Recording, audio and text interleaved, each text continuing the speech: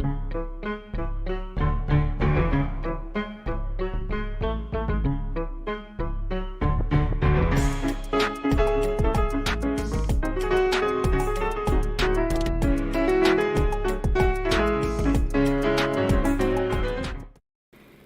is up, everybody? Welcome to Theocracy. I'm your intrepid host, Theo Snodgrass. Wherever you may be, thank you very much for making me a part of your day. Oh, man. It's a sunny day out here in Las Vegas, Nevada. Things have been good.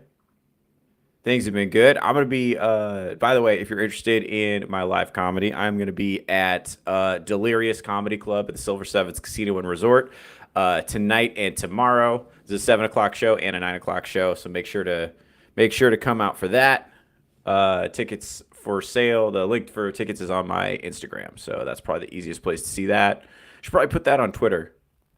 I should do that. That's okay. I'll do that after the show. We don't have to worry about that. You guys don't have to worry about that. That's something I have to worry about.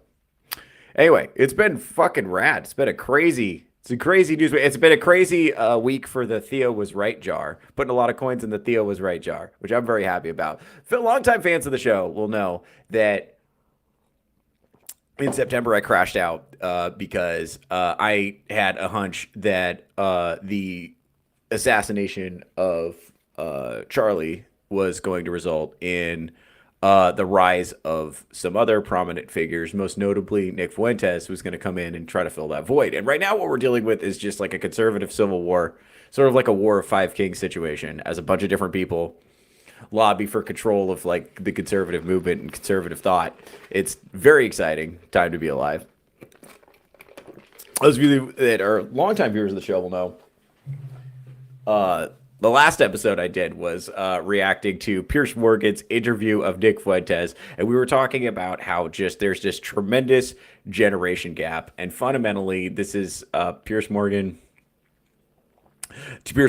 does not understand what's going on. Got to have to watch the crash out. Yeah, that's going to be the episode of Ironcast that happened right after. I think that was when they were doing. I'll just post the clip. You know what? I'll just show the clip on the show one of these days. We'll get it done. It was fun. So we'll analyze that and we'll see how right I was. I was freaked out. I was very irritated. It was one of those moments. You ever have one of those moments where you're like, I'm definitely right about this and no one's fucking listening to me. So maybe if I say it louder, it'll be more persuasive. That's where I was at.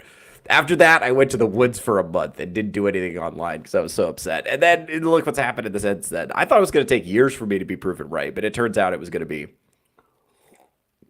only took about 3 months. So that's fine. I can wait that long. Anyway, so Nick Fuentes just got interviewed by Piers Morgan, and I think what you saw there was generationally, boomers do not understand what they're dealing with this new generation of Zoomers that are engaged with white identitarian politics. They don't care about being called racist. They don't care about being called sexist. They don't care about being called anti-Semitic. They are done with the post-World War II consensus. They are done with the liberal social order. They're tossing it out. They have their own ideas about how they want society to run. And let's fix this. There we go. Everybody say hi to the cat.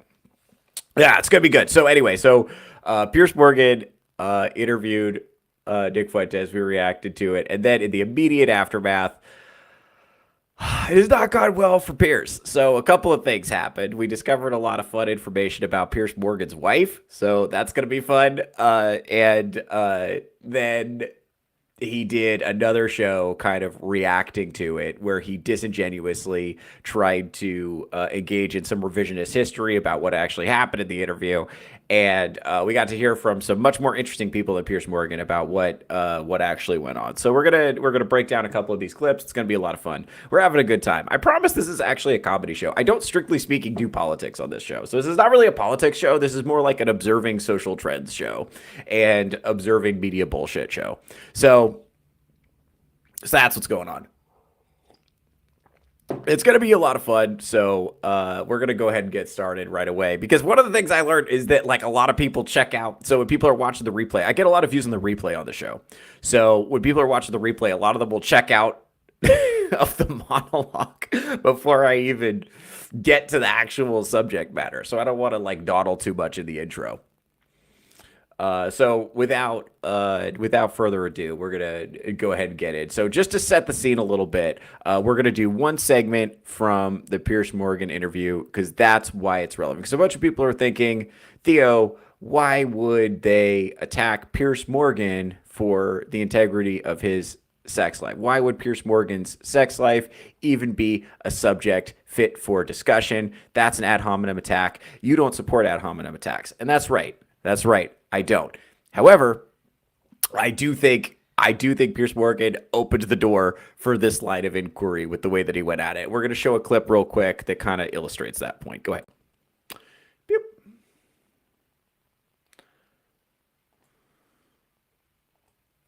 Basically, you're just a misogynist old dinosaur, aren't you?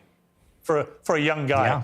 I mean, I know I'm the boomer. I know I'm the boomer here, but actually, you're a 27-year-old dinosaur, aren't you? Aren't you, Nick Fuentes? All women. I am. All women are annoying. All women grow old. They all get fat. Says the guy. Have you ever had sex?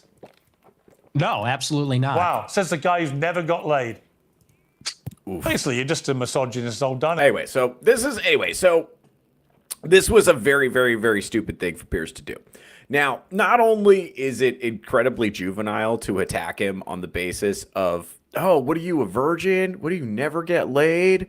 Oh, like it's the kind of attack that like a high school girl would use, right? Or, it's very childish, doesn't deal with the substance of his argument at all. But not only that, but one of the reasons Nick Fuentes is popular is because he's highly symbolic of the situation of a lot of men in his generation. A lot of guys who are it's not just that he's a virgin, it's that everyone in his fan base are also virgins. And I think that Nick makes a claim. We can talk about the legitimacy of it, but Nick makes the claim that he's celibate before marriage because of his Catholic faith. We could talk about whether or not that's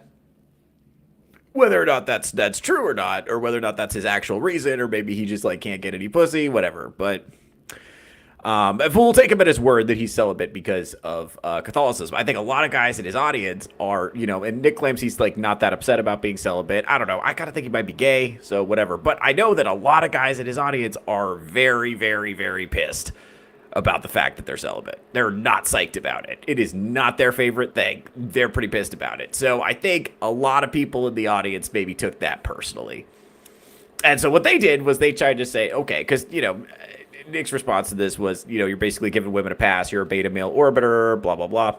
You don't actually understand what women are like. And so this prompted a lot of people to actually look into Piers Morgan's relationship with his wife. And it turns out he is married to a woman who's like 10 years younger than him, who is constantly publicly embarrassing him on social media, in interviews. Every opportunity she gets, she's embarrassing him. So let's go ahead and look at some of the... Oh, and then this is super funny. This is a clip. This is not related to his wife, but we're going to go over this real quick just because I thought it was funny. Go ahead. This is Piers Morgan and all of his sons. Go ahead. I've got 3 sons and they don't share your views about slavery, about Holocaust. They can have decency and compassion. They can do that. Got 3. Bro, I gotta cultivate a more toxic fan base. Dude, this is crazy. I need this to happen when I get attacked. Dude, because I keep building my fan base around like positivity and like free inquiry. And like, no guys, don't attack people, don't do that. Look at the value of having a toxic fan base. That's incredible. That's incredible work. That's nasty work. Anyway, let's get back to Pierce's wife, because that's the thing we were talking about. So this is Piers Morgan's wife. So this is what happens if you do what Piers Morgan does and adopt the male feminist position. This is your reward. Here she's here. She's posing in a swimsuit. This is from her personal Instagram, by the way.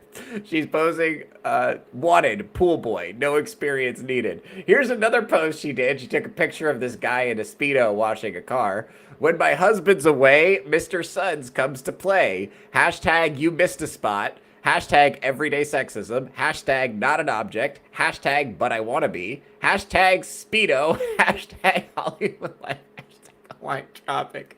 Oh no. Oh, Piers. Oh, Piers, that's rough. That's rough. That's rough. Oh, that's tough. Oh, here we go. Here's another one. This is her posing with Lenny Kravitz. What is she doing? What is she doing here? What is this? What is going on? Is there any circumstance under which, look, I'm not married, so I don't deal with this. But for any of you that are, is there any circumstance under which you would be comfortable with your wife cuddled up like this with a dude? Oh, by the way, the caption on this is reading Lenny's brilliant memoir and thinking back to a sunny Saturday in Paris. He'd taken a 3-year vow of abstinence at the time. Shame. Love rule.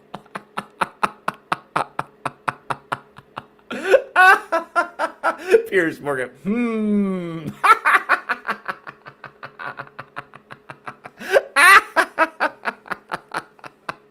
It's crazy. What's crazy about this is this was all just like on her public Instagram. It's on her public. It's not even the worst stuff. Like she said stuff in interviews and stuff. Let's see. Let's get to more of that. Oh, here we go. Here we go. Like, here's just, it looks like Piers Morgan's wife, Celia Walden, took a 6-week sabbatical from their marriage. Took 6 weeks off just to bang other dudes. That's crazy. 6 weeks off to bang other dudes is nasty work, man. That's crazy. Oh, man. Let's see what else we got. Oh, man. There's so you can see this is a collage of all these different stories. So and some of these, remember, some of these are from media stories. So it's not just the stuff from her personal Instagram. By the way, her personal Instagram is absolutely flooded. She's not super famous, right? So her personal Instagram right now is flooded with comments from groypers. And it's all Nick Fuentes content. And it's all horrible. It's just a bunch of gifs talking about how she's cucking her husband. Oh, man. It's got to be tough because she doesn't have like a super poppin' Instagram. So that's got to be very overwhelming. She's just getting flooded with notifications. If I were her, I'd just delete the app off my phone. Just delete the app, set my Instagram to private, delete the app for a while, and just wait for it to pass. Because they will eventually get bored. But I think it was, in particular, the line of attack about him being a virgin, and women are wonderful, and how dare you say women are annoying, and how dare you... how dare you do this? Why can't you like be a good little male feminist like me, Piers Morgan, kind of deal? And then you look into it and you see it's like, oh shit, man, he might have a point. Piers Morgan's wife, I wear the trousers. Celia Walton on Good Morning Britain star. So bear in mind, Piers Morgan is a multimillionaire many, many, many, many times over. And this is how his wife treats him. Let's read more of this quote. Piers Morgan, let's see. Yes, I think so. I think women are always quietly in charge. Oh, man. Why? Here she is on YouTube. Why I took a marriage sabbatical from Piers Morgan. Oh, man, I'm going to have to look into that. Here's a picture of him just vacuuming like a cuck in his own home. This is him coming home from making millions of dollars to, vacuum. And by the way, that's a hardwood floor. Why not just get one of those, wet Swiffer things? That's what I do. I have, all hardwood floors in here. What are you vacuuming a hardwood floor for, you fucking lunatic? I don't know. Maybe that's a steamer. I don't know. We'll give him some credit. That might be a steamer. Moral of the story. Piers Morgan's wife, Celia, fights to have male friends as talk TV star doesn't like it. Oh, no. Oh, no. She's hanging out with the guy she told Piers not to worry about. Oh, no. This is my favorite part of the story, by the way. This is a lot of fun little details are coming out. Piers Morgan reveals his wife, Celia Walden, has forgotten their anniversary 9 years in a row. Oh, no. 9 years in a row. That's about 3 is a pattern. It only takes 3 to make a pattern. That's 3 patterns. Oh, fuck, man. R.I.P. I feel bad for him a little bit. I mean, not really, because he's like a massive douche, but oh man, 9 years in a row. Do you not know? Like, okay, look, guys, I'm not married, but like, guys, those of you that are married, what would happen if you forgot your wife's anniversary? Like, or your wedding anniversary? Because it's your anniversary too. But what if you forgot it? I assume, like, the guys that I've heard who actually are married have said their wife would be fucking inconsolable if they did that. She forgot it 9 years in a row. That means she really does not give a fuck. By the way, this is his second marriage. So this is after he learned whatever lessons he was supposed to learn from the first one, he came to this conclusion. Let's see. The at-home father has had a lot of time to train and get fit, even posted a snap of himself vacuuming after his shocking exit from Good Morning Britain. Oh, man. Oh, man.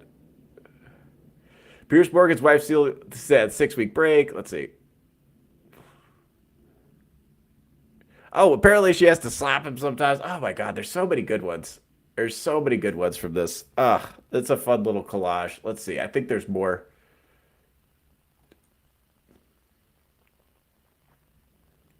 Oh, here we go.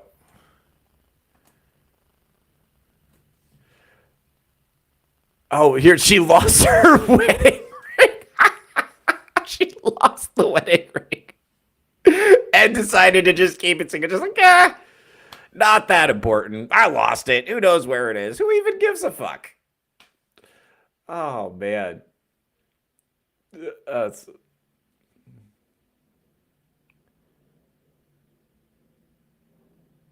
Yeah. Oh, man. Oh, man. And then there's this super sus picture of her eating a hot dog provocatively. Which is when Mr. Sizzles on Bright Pier asks if you want the normal or the double XL, there's only going to be one answer. Oh, God. Oh, God. That's not good. That's not good. Hold on. Then, of course, we got some glorious memes from all this. This is one of my favorites.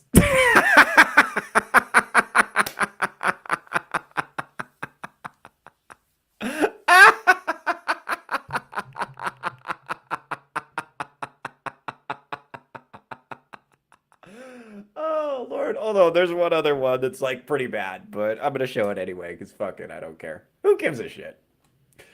Let's see if I can find it. Yeah, this is great.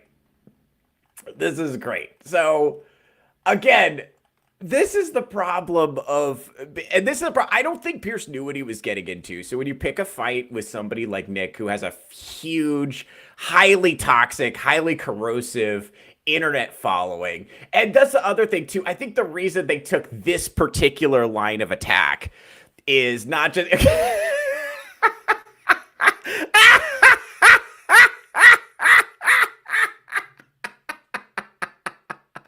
Oh no. Oh no. Oh, that's not good. Oh, that's not good. Oh, pour one out for the homie. Oh, that's a tough one. It's a tough one. I'm done with the Fuentes interview. I brought you something, and she's getting ran through by. For those of you that don't know, some of the older viewers that may not know, the green frog is the symbol of the Groypers. That's it's his followers. This is the thing. I think the reason they picked this particular line of attack was because it's not like Nick Fuentes is not the only one who's a virgin. It's like everyone who like listens to his show or like follows him or is like super interested in what he's doing or views him as like an aspirational figure. Like the reason he's their guy is because they view him as just like them, just better at talking, economically disaffected, you know, not like he describes himself as like a hopeless incel chud, basically, which is just colloquially described as a loser. Something like Generation X would have described as a loser, or just like a guy who like gets no pussy. And that's like all of his, that's his whole fan base. So when Piers Morgan decides to just like dunk on him for that, I think that didn't strike a nerve. I think Nick Fuentes just kind of shook it off because he's always got like, he's like, yeah, I'm a devout Catholic, so I'm not going to be pursuing that. And it's like, that's fine. He's got that he can fall back on. But his followers, I think, would love to get some pussy. I'll be honest with you. A lot of them would, And so, yeah, they went digging. And you got to remember, like, for those of you that don't remember, Nick Fuentes is like if 4chan from 2016 became a person. And a lot of you guys maybe now don't remember, 4chan was a web forum where when they didn't like somebody, they would really go after them. And that's where this kind of like pattern of just flooding somebody with like just like vile harassment came from. That was their strategy for dealing with people back then. And now they're doing it in a lot greater numbers and kind of do it in public. And I got to be honest, it's like, is this vile? Yes. Is it objectively hilarious? Yes. Does Piers Morgan kind of deserve it? Also, yes. Yeah. Also, yes. And this is a classic example of like throwing stones when you live in a glass house. Like he's trying to act like, hey, you should, because really what he's saying when he's attacking him for, not having good attitudes towards women or whatever, he's saying you shouldn't do what you're doing. What you're doing is going to lead to a life of unhappiness. You should be more like me. You should do what I do. Get married.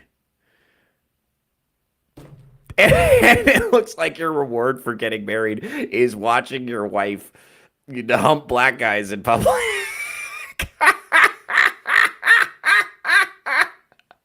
You love to see it. You'll love to see it. Piers Morgan, friend of the channel. Love to have you on sometime. What a fucking dork. What a fucking dork. So that's what happens. And let's check in with the chat real quick. I've been getting a lot of chats while I've been going after it. Maybe I should also visit Pierce's wife. Yeah, Vagabond. She does seem to like black guys an awful lot, so I think you'd probably have a shot. Oh man, R.I.P. By the way, the lesson we can learn from this is very, very, very, very important to keep your shit buttoned up. Be very careful about the women you allow into your life. For sure. Be very careful about the women you allow into your life. And make sure that if you're gonna settle down, form a relationship with somebody, make sure that, this is what I always say on the show, make sure it's somebody, don't necessarily get like the hottest girl you can get. Get a girl who respects you, who likes what you're doing, who thinks it's really cool and wants to help out. Like that's what you're looking for. Somebody who's like, who you're like, oh yeah, I'm doing blah, blah, blah, whatever you do, like Magic the Gathering or whatever. I don't know what the fuck you guys do. Whatever you do that you're jazzed up about, she's like, oh man, that's really cool. Oh man, that's cool. She's like into it. Whatever it is that you do, like I looking for women who think like stand-up comedy is cool and want to help me with that, or think that like making podcasts is cool and want to help with that. That's what I'm selecting for. I don't want to be like, I don't want to have to like, I don't want to take a hot woman and then convince her that stand-up comedy is cool. Yeah, I want to take a woman who already understands what's going on with me, thinks it's cool, likes me as a person, respects what I got going on, and wants to ride with me. Because I think there's the other thing, too. This is not, I don't have the thing pulled up for this. I don't know where it is. But anyway, one of the things it says is that when Piers was courting his wife, he said to her, it's like, you check all of my boxes. And she said to him, really? Because you check none of mine. He proceeds to wear her down by buying her a ton of expensive gifts. Like, that's the story of how they got together. And this is what I'm saying. You should never have to, like, try to convince a woman that being with you is a good idea. I'm sorry. Like, it's like, if she doesn't, like, recognize, if she's not into you, here's the thing. Once a girl likes you and is into you, you can buy her whatever you want. But if she's not into you, you buying her shit is not going to make her be into you. Okay, that's a waste of time. That's a good way to get like very frustrated and pissed off as a guy. And so I don't recommend that you go about that strategy. Like date a woman who already thinks you're cool and then buy her stuff. If you take a girl who's already thinks you're cool, is already nice to you, and then you buy her stuff, that's just going to make her like you more and be more nice to you. If you take a woman who doesn't like you and buy her a bunch of shit like Piers Morgan did, she's not going to like you more. And even if she like agrees to marry you because you're Piers Morgan and you have a shit ton of money, which most of you guys don't fit that category, myself very much included. I don't have a shit ton of money either. But yeah, he's like, if you're a guy like Piers Morgan, you can like marry a hot woman 10 years younger than you with, because you bought her shit. But then she's going to treat you like this. She's going to embarrass you in public. Like that is always going to come back to bite you in the ass. Like you want a woman who already thinks you're a cool guy, already treats you good, And then you can buy her a bunch of stuff. Buy her whatever fuck you want. You know? That's my suggestion. But you got to start with her liking you already. You're not going to be able to like convince her. You're not going to like buy her AirPods and she's going to be like, my hero. That's not going to work. You know? By the way, you can tell how much money I make by my frame of reference for an expensive gift is AirPods.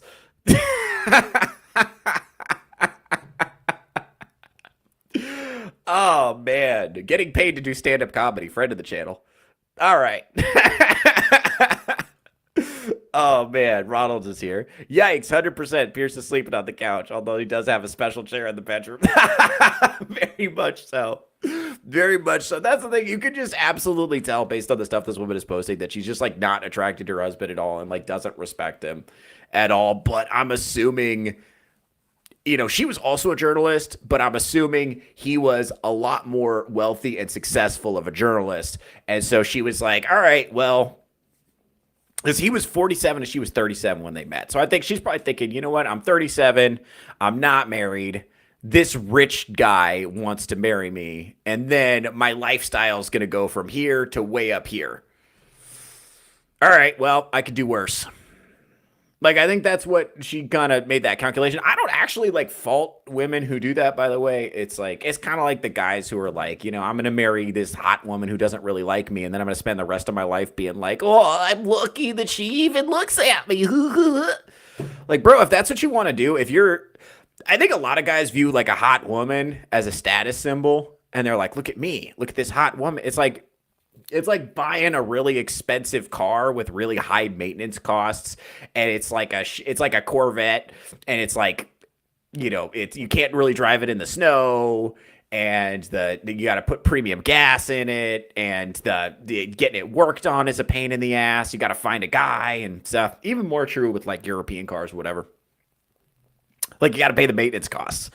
Meanwhile, what you should do is get like a Toyota Tacoma or something like that. Toyota Tacoma, like from like 2015, so there's no computers in it. It's small enough that you can park it, you know, anywhere downtown, but it's big enough. You got a truck bed, you got a towing capacity, you can comfortably seat 5 people. Unless you're like towing a giant boat, that is going to be good for like 90% of what you want to do. So you got to think like, okay, if you had to have one car to do everything forever, you wouldn't want a Corvette. Because what are you going to do if it snows? What are you going to do if you need to move? What are you going to need to do if you need to move a couch? What are you going to need to do, right? And how are you going to do the maintenance is going to be a nightmare, right? You want like a Toyota Tacoma. And women are like that too. So this is Piers Morgan just like getting a woman when he can't afford the maintenance costs.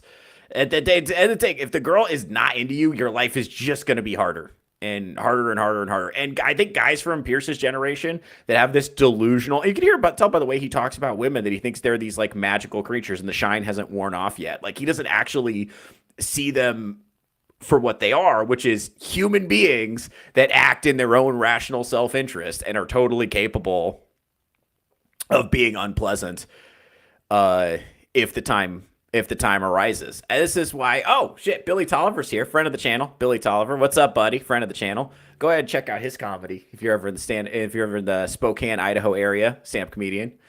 Sometimes marriages are not lessons, just years of torment and torture. Yeah, that's the thing. Talk to a divorced guy about women. See what you find out. I'm telling you, especially if you're like a really young guy, talk to a couple of divorced guys before you tie the knot. Just to get somebody to play devil's advocate, to do your research, you know, learn how it can turn out, because that's what happens, you know. It's very important to get a woman who already likes you. That's your best bet. Get a woman who's like psyched about who you are, what you have going on. Piers Morgan didn't do that, and now look at the problem. He's embarrassing in public. And the other thing too, the reason I don't really feel that bad for him is different than the Akash Singh situation. I do feel a little bit bad for Akash Singh, although with him too. This is another thing. This is like a glass houses situation. Both of those guys were very vocal in criticizing guys who had a more based perspective on relationships. It was Nick Fuentes in Piers Morgan's case and Myron Gaines in Akash Singh's place. So basically they were saying, hey, you know, don't say bad things about women. Women are magical, perfect angels, and we're lucky to be in their presence. And you just like fall to your knees and kiss their feet, and they will bless you with tokens of love. And it's like, no, that's not how it works, bro. Your wife just don't like you. It don't work that way if she likes you. I promise if she likes you, none of that shit is necessary. It's not hard. If it's difficult at all, she just doesn't like you that much. If it's super easy and convenient and everything lines up, she probably just likes you. Like that makes a huge difference. And then once she likes you, you can buy her a bunch of shit if that like makes you feel good. Like if you're like super psyched about buying your wife a bunch of shit, that's awesome. But like you can do that when she likes you. So it should. She lost that ring on purpose. I actually think so too. That's the thing. As a guy, if you're wearing a ring, you get hit on more. As a woman, if you're wearing a ring, you get hit on way less. So I think part of me thinks she, missed getting the attention from more attractive men. You can tell by the way she's cuddled up on that couch with Lenny Kravitz that she missed the attention from guys that she was actually attractive to. She lost that ring in a boating accident. Yeah, for real. She lost that ring inside one of her pool boys.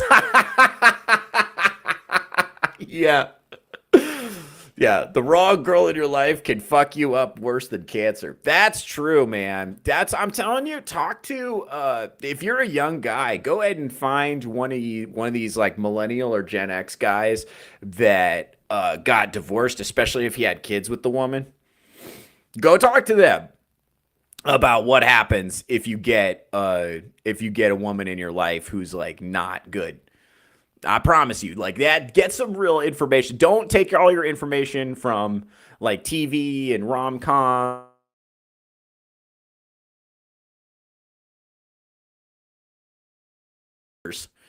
About what actually happens and what the warning signs are, what to watch for. Like go actually talk to them, because the right woman in your life can make all the difference. But the wrong woman in your life can also make all of the difference. And that's what our good friends of the channel, Piers Morgan and Akash Singh, have learned, is that having somebody who doesn't have your back, who's not looking out for your best interests, who's not worried about tarnishing your personal brand, who's just like, it's crazy to me. I don't know, in the social media era, I don't know what this is. And this is a thing that's like causing a lot of guys to kind of be skeptical about getting involved with women or to be very hesitant or very careful, is that a lot of this is just like, women are very, very, very, very comfortable airing out embarrassing shit in public, or just like embarrassing their boyfriends and husbands publicly on social media.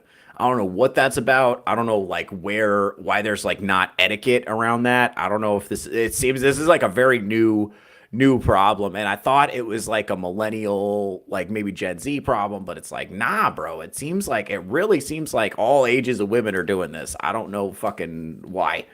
It's like fucking Piers Morgan's he's goddamn 60 years old and his wife is embarrassing him on Instagram.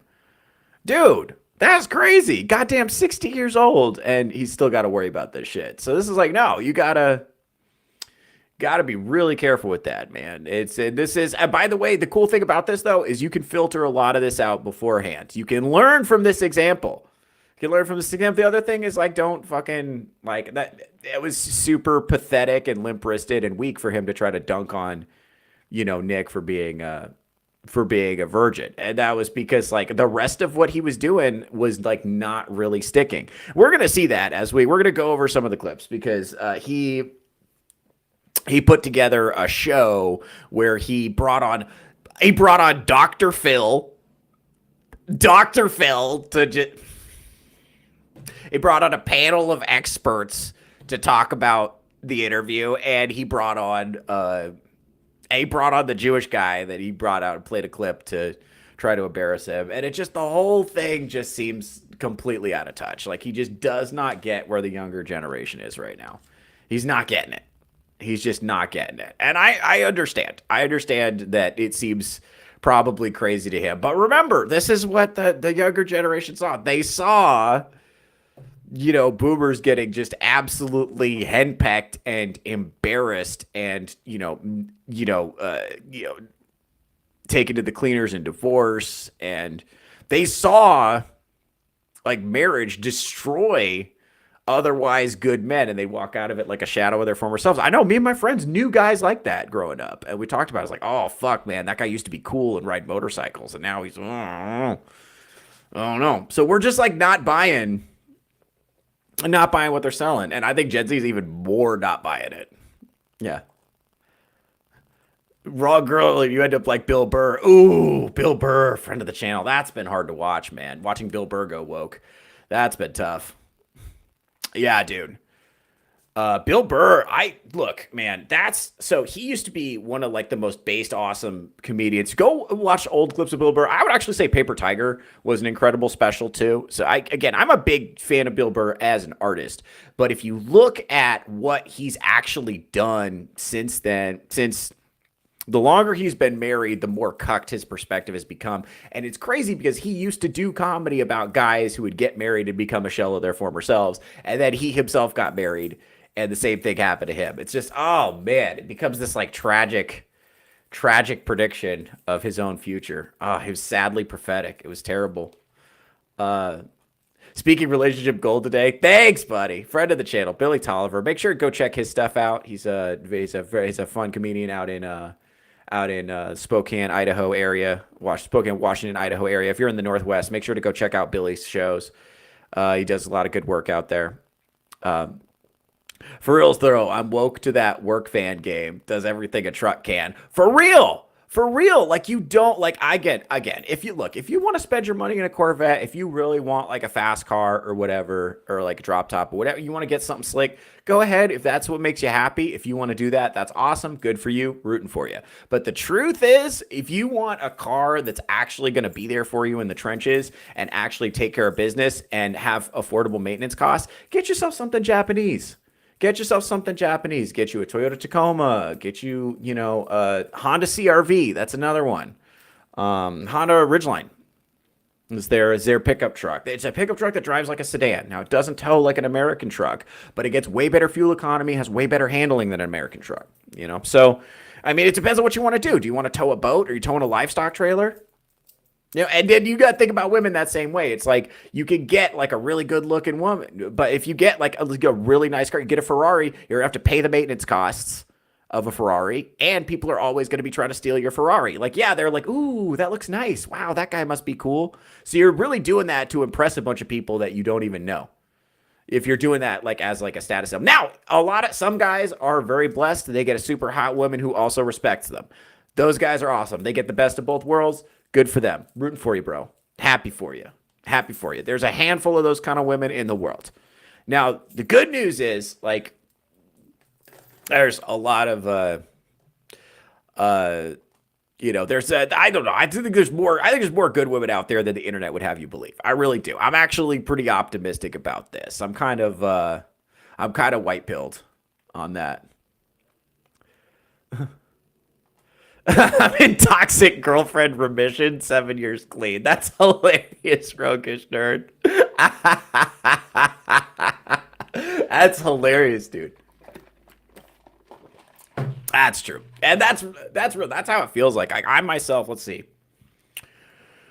I'm like, shit, man. I'm something like 7 years clean. I don't know if I'm quite 7 years clean, but I'm probably like 5 or 6 years clean from the last time I was in like a toxic situation. Here's the thing. You just like decide. I think the way you get roped into a toxic situation is that it's like very exciting and very fun. And a lot of times those girls are like crazy in the sack, right? So you're like, oh man, especially if you're a guy who's like not really had a lot of girls touch it before and you don't have a lot of experience. You're like, oh, gee williker, and she's just like going crazy on the dick, right? You will think, oh my, and you'll just get stupid. That's not your fault, by the way. That's biology.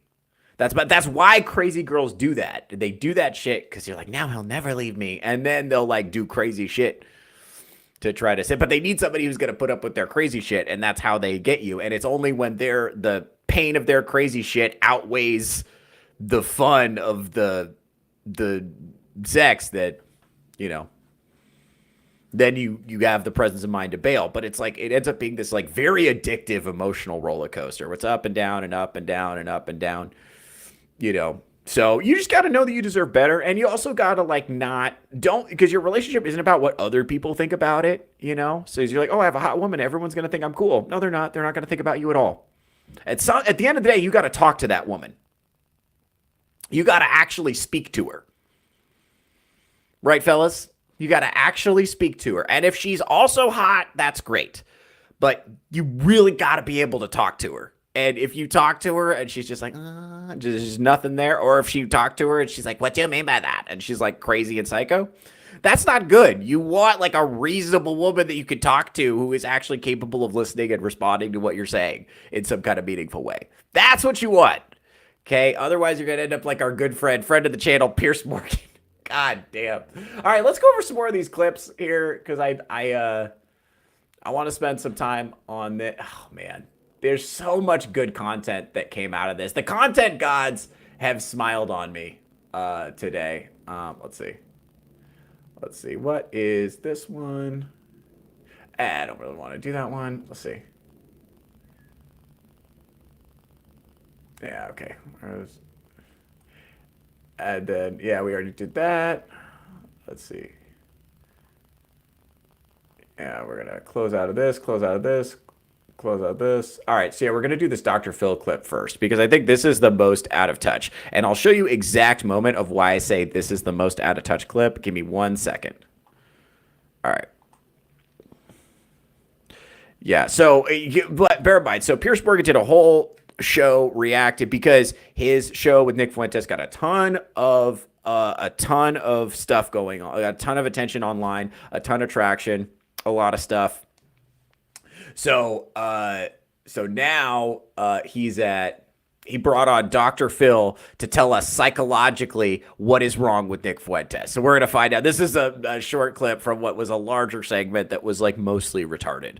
But go ahead, let's do it. With reality in denying the Holocaust, and you got him to agree that actually the Holocaust was real and that he said even more than 6 million. Okay, so the reason this is funny is because he was like, Piers tried to pin him down. If you guys remember, he was like, hey, did the Holocaust happen? You know, was it blah, blah, blah. And he's like, no, I'm not a Holocaust denier. I'm a Holocaust maximalist. I actually think it was more. Which, by the way, his followers knew that he was being sarcastic and that he was joking and that he was just kind of trolling Piers Morgan.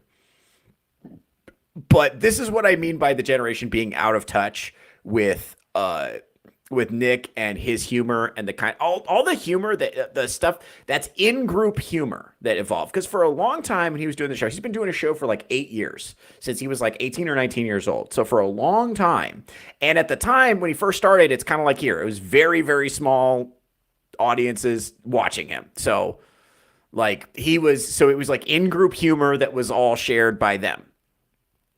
And it kind of evolved out from there. And it was like heavy doses of highly transgressive irony. So we're just gonna, we're gonna say horrible things that are attacking all the sacred cows in our culture.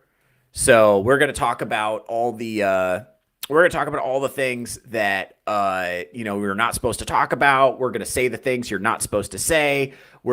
All the things that we would get in trouble with our teachers for saying, we're gonna say those. And that's what they found funny.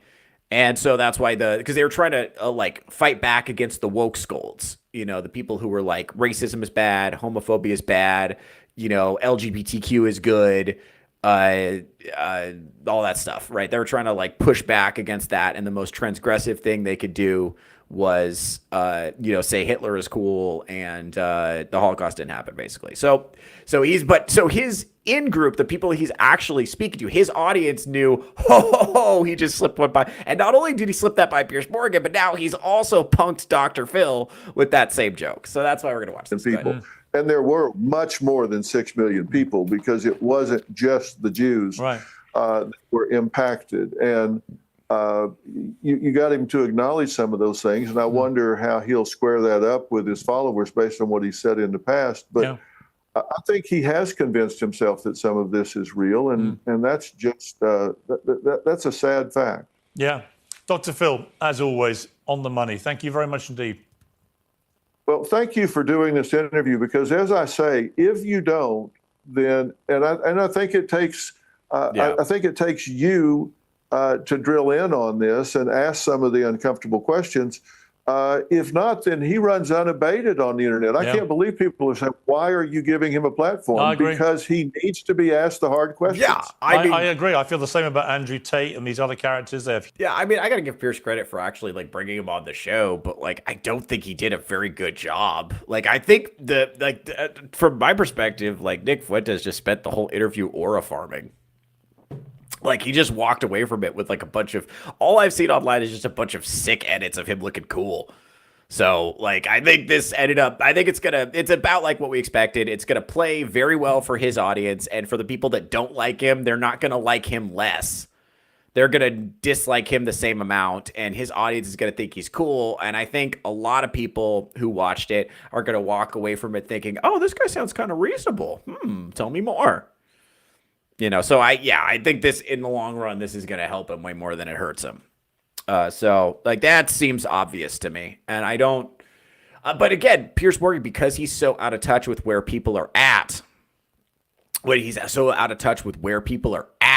he doesn't see it that way. He thinks he absolutely ran away with it, had a runaway victory. So this is some interesting. So they actually got into some of the criticism. I thought this was probably like the most valid criticism that happened during the show, because a lot of people were saying, Pierce, aren't you a Catholic?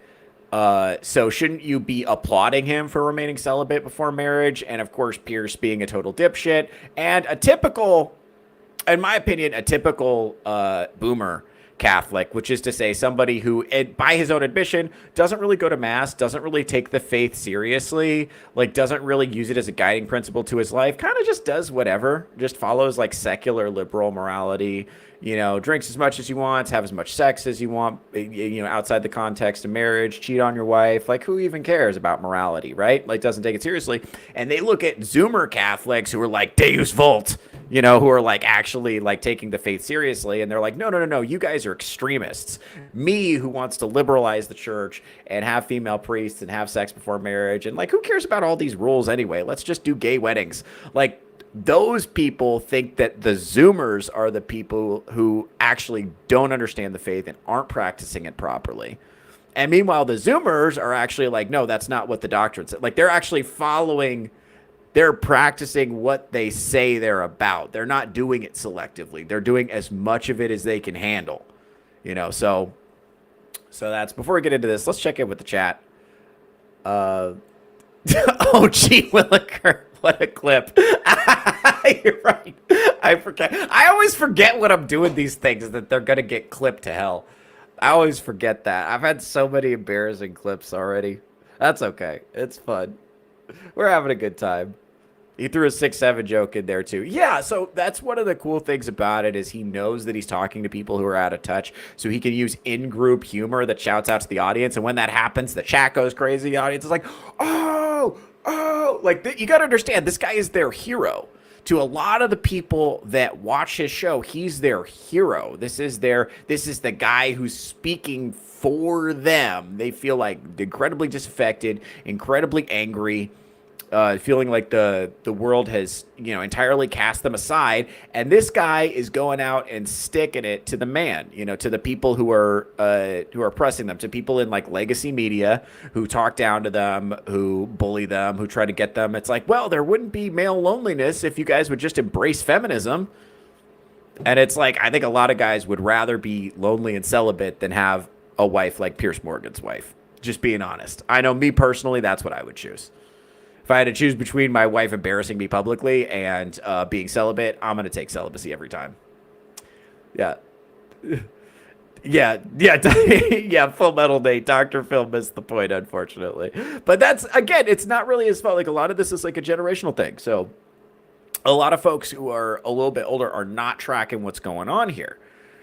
So they haven't tracked the shift, and they really underestimated how disaffected a lot of these young guys are. And part of that is because, like, you got to understand what was happening when, if you're Generation X or if you're a boomer, what was happening when you were a young 20-something guy is not what's happening now. So it's a lot harder to make a living. Young guys have a lot less buying power. And like a lot of people are like, well, why don't you just go out and date? It's like dating women has gotten a lot less fun. I think it's like I always say on the show is porn and video games got way better and women got way worse. And it's not just that, like, the average woman is very feminist. And so you got to deal with that. And the amount of hostility just like regular ass women have toward, like, not crazy, like, because, you know, in the 80s there were crazy harpy feminists hither and thither, right? They were gathered about, you know, they were around. But like, honestly, just like random women, otherwise normal women will just like randomly start waxing poetical about how much they hate men. And it just like catch you off guard. It'll just be like happening at like a regular social setting. It's like a bunch of women will just start talking shit about men. And it's like, bro, I'm right here. What is going on? You know, like what are you doing? What you know? And a lot of women's, you know, expectations about relationships are very, very different. And most guys just like can't meet those expectations, and that's influenced by social media and comparison. A lot of guys can't meet those expectations. It's just the reality. So people are, you know, choosing to opt out. It's a lot less fun. They're facing a lot of judgment and criticism, and one of the big things they're facing is like what happened to Piers, like getting like shamed publicly on social media for even approaching a woman, or being shamed publicly for you know, having a relationship, or having her, you know, post, you know, a picture of you and embarrass, like, oh my God, this guy approached me. Bah, bah, bah, bah, bah. Like I have a bunch of videos of those. We're going to have to get to, we might get to that in tomorrow's show or later, because we're spending a lot of time on this. We might get to that content later, but like, yeah, this is like, it's not a mystery why young guys are checking out. And the other thing too is that this generation is a lot more risk averse than previous generations because of COVID lockdowns and you know, helicopter and snowplow parenting. And the other thing too is like being inside is a lot more fun than it used to be. Like before the internet, phones, video games got so good, internet porn, all that stuff. Like if you wanted something exciting to happen, you had to go outside. Now that's not the case. Inside is more comfortable and more exciting than outside a lot of times. So, and going outside entails a lot more risk. Like porn and video games are not going to reject you. So you got to understand, it's a completely different set of incentives. And the young guys you're seeing today, you're like, why are you not going out there and getting after it like I did when I was younger? I totally get that. But those guys, they're just following the incentives that are in front of them. That's what's going on. They're making the rational calculation based on what the feedback they're getting from the world. So you got to understand that. So that's where they're coming from. So, and Nick speaks for a lot of those guys. Nick Fuentes speaks for a lot of those guys, and they're pissed. They're pissed because they thought life was going to be a lot better, and they feel like life was a lot better for boomers in particular. And now they're feeling like, yeah, this is not, like, I am not getting my shot at the American dream, and they're pissed about it.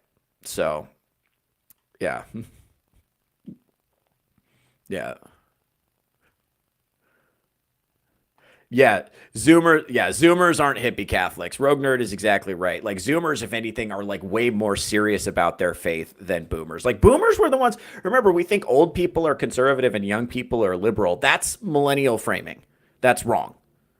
Like these things are cyclical. Time is a flat circle and the cycle is coming back around. And let me tell you something, as the economy, it's not as easy to find meaning in frivolous consumerist bullshit now. Because the dollar doesn't go as far. So Gen Z can't fill their house with Funko Pops and video games and doggos and feel like they did something. Like they don't, like the dollar doesn't go as far for them. So they can't own anything, they can't do anything, they can't have meaningful careers. So a lot of people are turning to religion to find meaning in a world where it feels like everything is pressing down on them and nothing makes sense and everything is getting shittier year after year after year after year. Look up enshittification if you're interested in that. This is the process. Shout out Arza Chats, friend of the channel. That's something he talks about all the time. Enshittification is this process by which everything is getting, you look around and your cities are getting worse. There's more potholes than there used to be. The buildings are looking more run down. The movies are all worse. The TV shows are all worse. The streaming services have ads on them and cost more, and the shows are worse. So all the things you used to do for like entertainment to like, you know, desensitize yourself to all the crazy bullshit that's going on around you and just check out. That's not there anymore.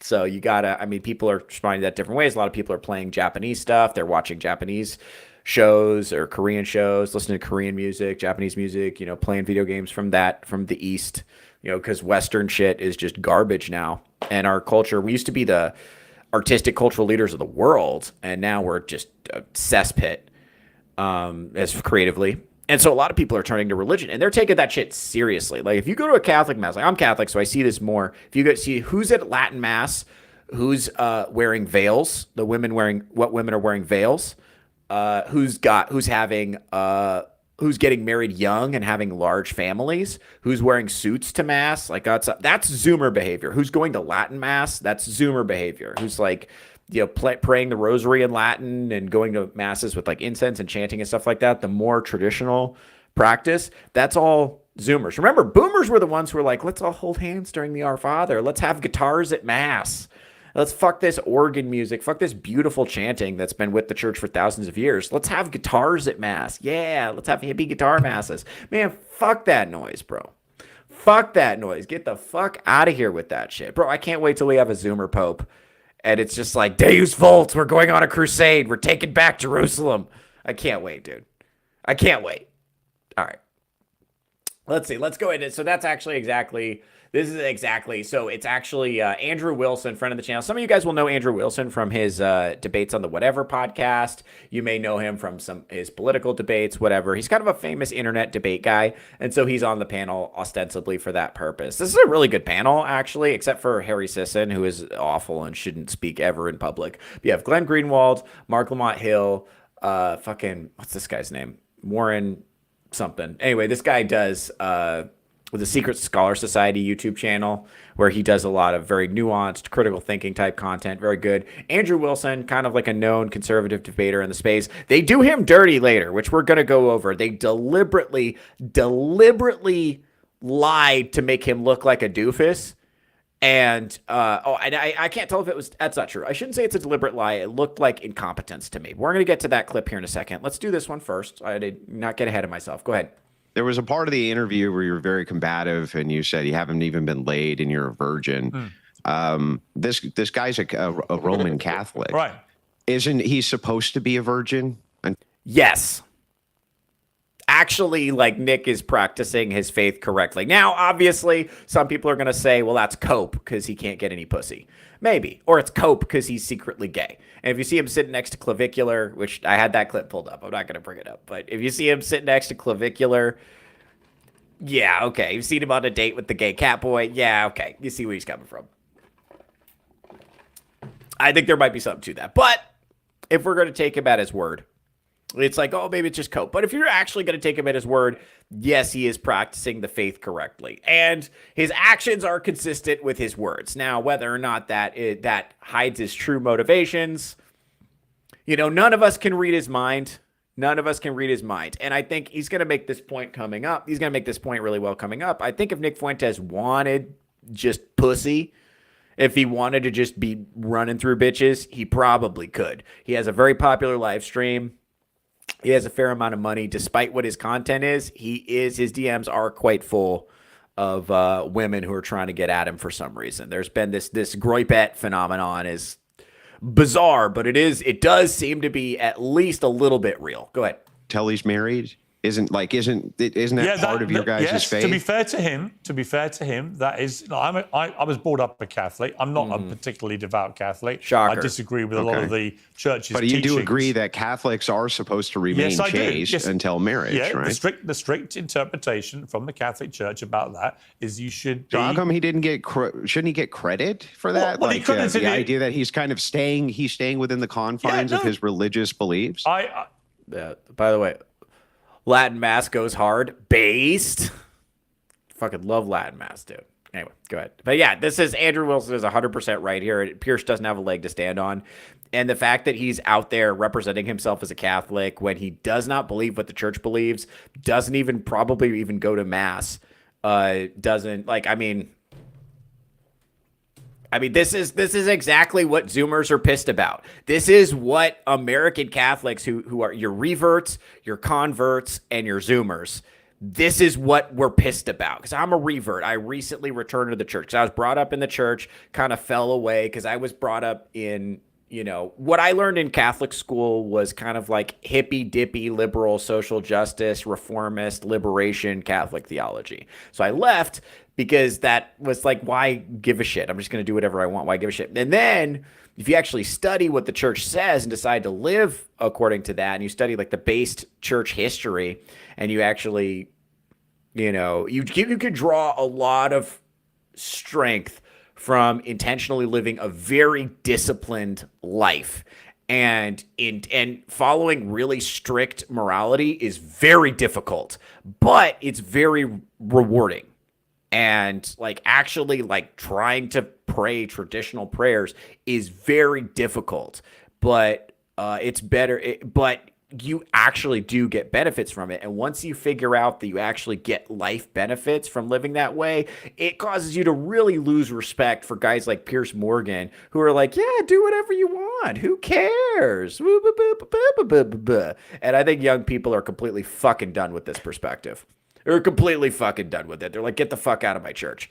And it's like, but I've been in the church the whole time. It's like, yeah, but you're not taking it seriously. You're not. And your presence in the church is ruining it.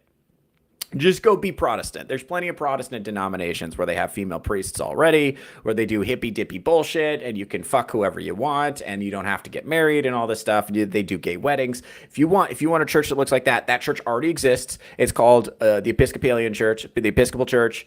The Anglican Church, depending on where you go, Lutheran Church, depending on where you go. There's a lot of high church Protestant sects that are already doing all the stuff you want to do. So if that's how you really feel, go over there. I'm sure they're happy to have you. Get the fuck out of my church. Go ahead.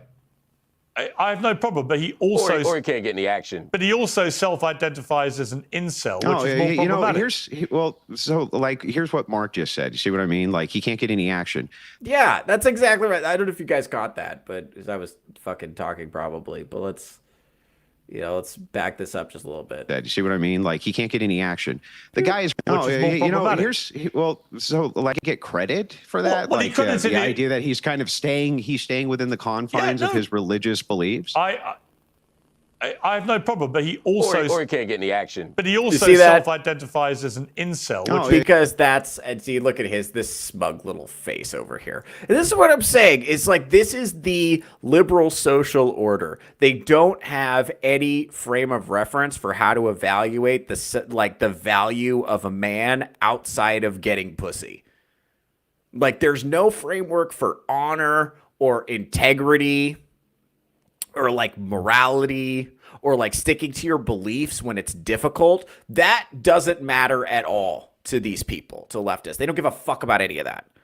They just care. All they care about is just like, bro, can you get pussy? Like, that's literally how they think about everything. They don't have any sense of like commitment to a higher ideal, of dedicating your life to a cause, of like trying to, be a part of something greater than yourself. They don't have any frame of reference for that. They only have, can you get pussy? That's it. Here's what Mark just said. You see what I mean? Like, he can't get any action. The guy is rich as shit, and he's a good-looking guy. He could get action if he wanted it, Mark. And by the way, hang on, Andrew. Hang on, Mark. I agree with you, Andrew. I'm just teasing. Just let me finish the point. I agree with you. I'm just teasing. What I'm saying to you, though, is that, yeah, of course he could. The thing is, though, is that if you guys are saying like he's a huckster, he's a fraud, isn't he in fact following rigorously his faith by doing that? Well, so my response to that, I think it's a really... what he said in the interview. Hang on, Harry. I think it's yes, a really... it is what he said in the interview. I want to respond to Andrew. No, it's not. I think it's a perfectly valid question. Yeah, notice this. This is actually where things get important, because notice that he's saying that's what he said in the interview, and these people are saying, no, he never said that. Okay? And that becomes important later. That's going to become important in the next clip. Go ahead. As I have always said, I'm a Catholic. I was raised a Catholic. I had spiritual guidance from Catholic nuns when I was 12 years old. I go to church occasionally. I'm not devout. I'm not there all the time. I don't agree with some of the Catholic Church's views and policies, and I wish they would evolve faster. However... Heresy. As speaking Catholic to Catholic with him, yes, it's a perfectly valid thing that he could say, I am saving myself for marriage.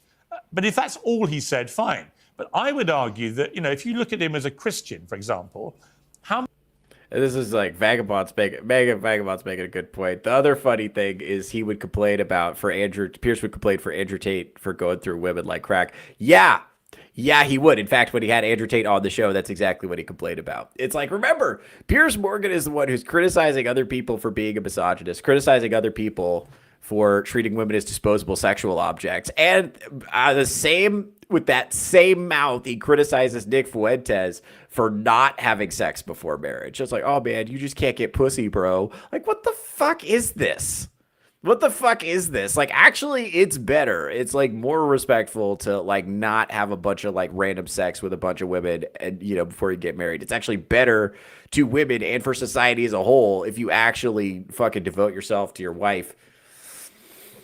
Anyway, many of his other views are compatible with being a Christian. And that's retarded. So that's a retarded criticism. So technically all of his views are in some sense, there is a way of interpreting doctrine that gets you to his views. We can debate about his views. A lot of his views are political, like separate and apart from doctrine. So it's like, yeah, you can. That's just like Jesus was a gay hippie communist kind of thinking. That's how people who think that Jesus was a gay hippie communist will say things like that. Like, actually, he's not following the teachings of Jesus. It's like, shut your whore mouth. Anyway, Piers is lying. Yes. The only reason Morgan doesn't agree with the church is because his wife leads the household. Based. That's exactly right. Anyway, so this is actually a really important clip. So we're going to break into this because remember what they said here is they're saying that so Andrew Wilson is very confident that Nick did in fact say that sex is for Catholics is reserved for marriage. And everyone on the panel is saying that he didn't say that. And we're going to see how far that goes. Okay, go ahead. We've just been through the whole transcript and he never uses the excuse that you may have heard him do it elsewhere. He talked about clergy, whether women should be allowed to be clergy women and so on, and obviously they can't under the Catholic Church doctrine. Okay, so listen to what they said. They went through the whole transcript, and he never once said that sex should be reserved for marriage. He never said that, according to what Piers said. Now watch how smug the panel gets after this, because this is why people fucking hate legacy media. Go ahead. But he never uses it. He never says his celibacy is for religious reasons. That's his primary view. His primary view is he's supposed to wait until marriage. Yeah, no, that may be his view, but he didn't express that. Look how smug they are. Look how smug they are. Look how sure they are that they're right. Go ahead. View in my interview is the point. We've just checked the transcript. Andrew was just saying, "Oh, I have the quote, and there's no quote." Well, look, it may. Look, I can't rule out. I can't rule out he hasn't said it elsewhere. And it may be Andrew's heard him say that before. I'm just saying in my interview, he doesn't sometimes on TV, we can just say, you know what, I made a mistake. It's okay to be like, yeah, I got it wrong. I may have heard it elsewhere. Is that yeah. I tell my followers to get married. Now, this is from the interview. This is from the alleged transcript that they allegedly went through, and allegedly he didn't say that. So this is Nick Fuentes saying the exact thing he allegedly didn't say. Go ahead. Married all the time. I tell them that it's best for everybody to get married. And I think that's the only way that you can have sex. I think that's the only licit way as a Catholic, as you know, to have sex is within marriage. Why don't you get married? I'll get married later. It's been difficult for me because... That's the exact thing. Like, the rest of the quote doesn't even matter. But we'll listen to the rest of the quote. But you see what I'm saying? That's why people fucking hate the legacy media. Because over here, not only are they lying, but they're lying incredibly smugly. And it's like, you believed reality. You believed reality, you idiot. You believed what you saw with your eyes and heard with your ears. You know, like a moron. See, we're just gonna lie and then condescendingly, snidely, smugly to you, like you're the one who fucked up because you made the mistake of believing reality. You idiot. Don't you know that we can just lie? Don't you know that we could just lie and pretend like we're lying with authority? Don't you know that we could just lie and pretend like there's proof that backs up our lies? Shooting at me at my house. I don't know that I don't want to have kids and a wife. You know, my wife would be screaming about that. Me, you know, I have to be able to take risks and be able to say these things. It's difficult to bring a family into a life that's like that. But for my followers, I tell them to get. That's basically exactly what they said he didn't say over here is exactly what they said. This is why he's so popular, by the way. This is the exact reason he's so popular. This is it.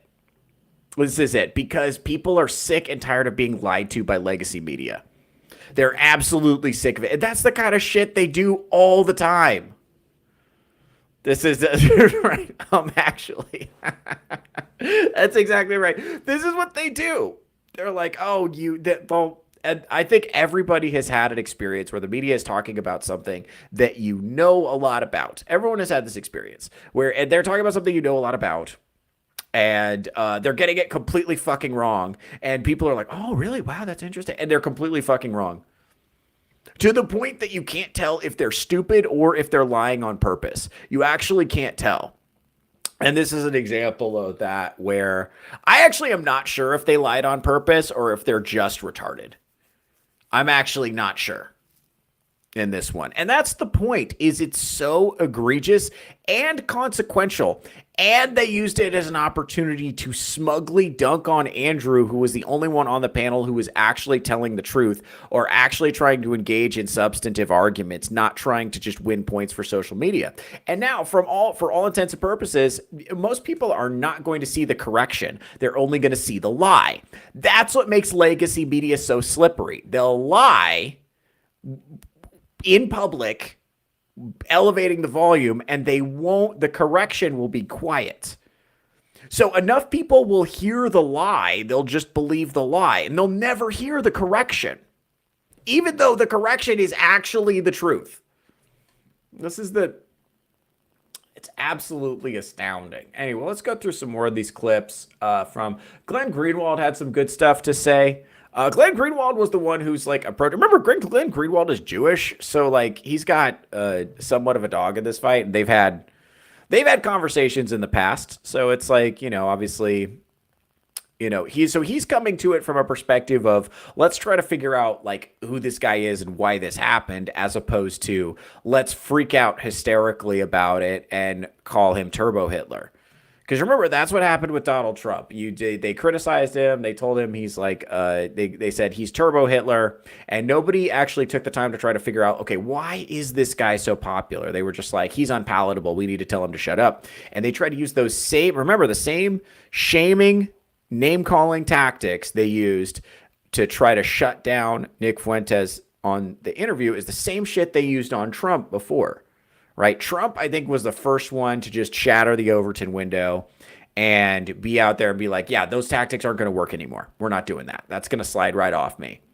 And if you actually look at Nick Fuentes' Twitter presence, it does sound a lot like Donald Trump. He's using a lot of the tactics that made Trump popular, and he's you know, putting his own little kind of like Gen Z spin on it, and he's kind of, you know, taking that into the future. So let's go ahead and take a look at some of these Glenn Greenwald clips. We'll see what Glenn Greenwald has to say, because he's got some good stuff to say here.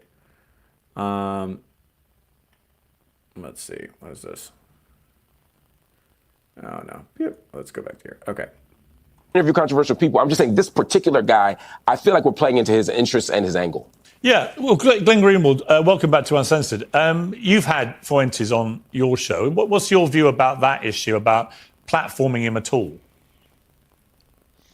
Oh, I didn't even consider it to be a difficult question at all. I mean, if you're going to have people on who are responsible for the invasion and destruction of Iraq based on lies, or the incineration of Vietnam, or the destruction of Gaza and the death of tens of thousands of people, and welcome them and treat them like respectable people, tell me what it is that Nick Fuentes has done remotely as bad as that justifies allowing them to come on and speak, but not him. That's right. So we could have war criminals on the news, but God forbid you call women fat.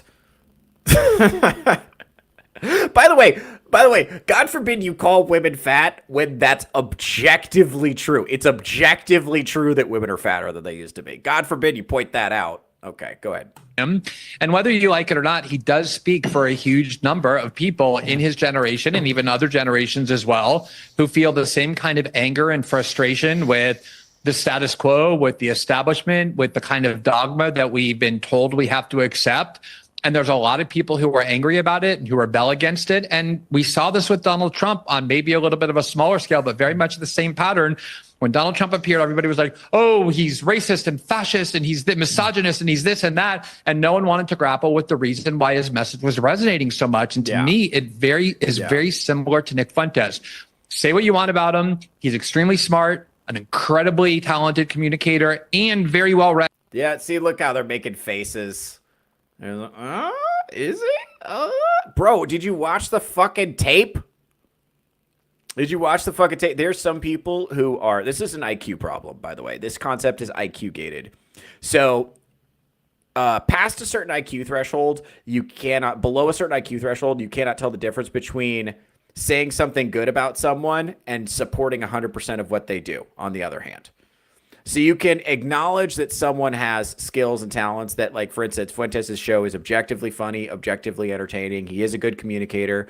He does know a lot of facts. He's able to speak extemporaneously very well and very quickly, and he's read a ton of stuff.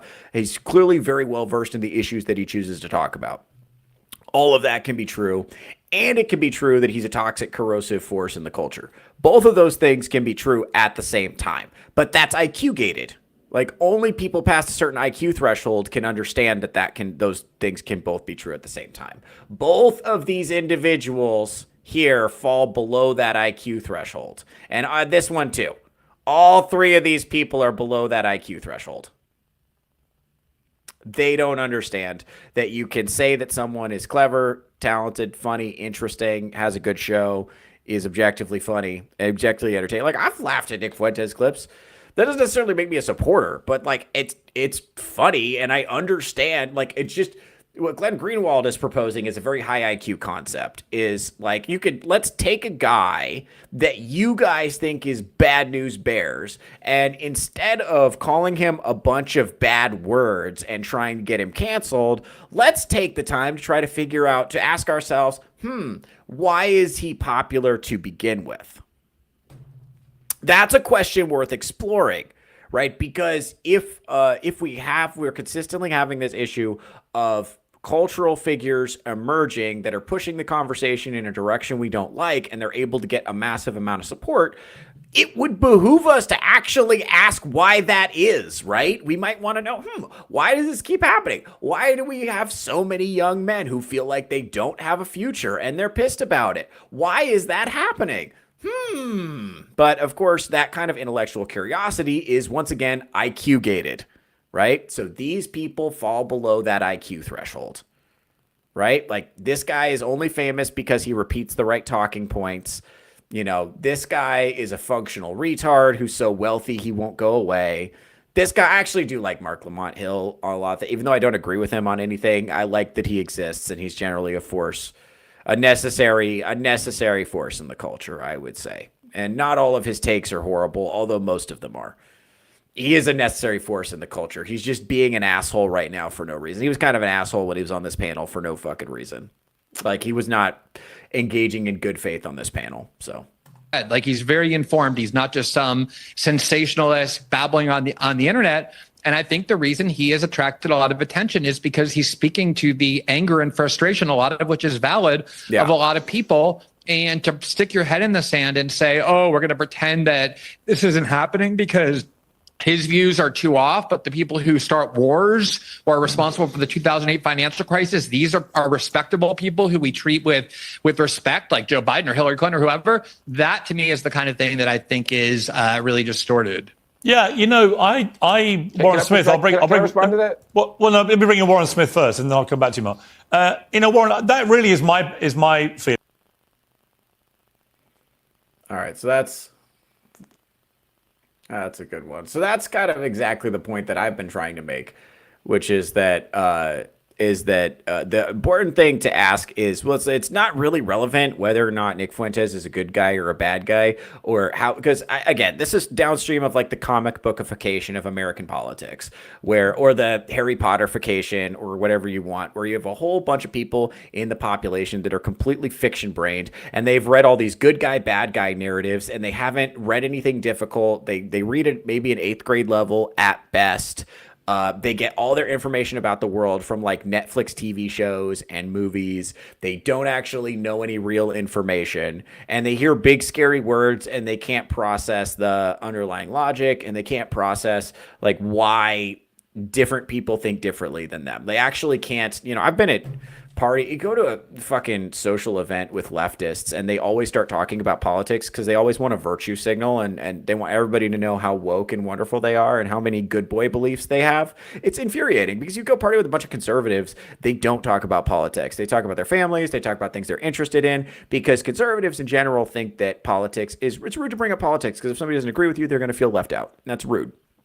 Leftists do not feel that way because they don't see people who disagree with them as people. So they're just going to babble and babble and babble and babble. And it's very common to hear a leftist, even at like a regular social event where they're supposed to be cool and act like a person. They'll be like, I don't understand how anyone could like, meh, meh, meh, meh, meh, meh, meh. And the particular example I'm thinking of somebody who was like, I don't understand how anyone could like Marjorie Taylor Greene. Right.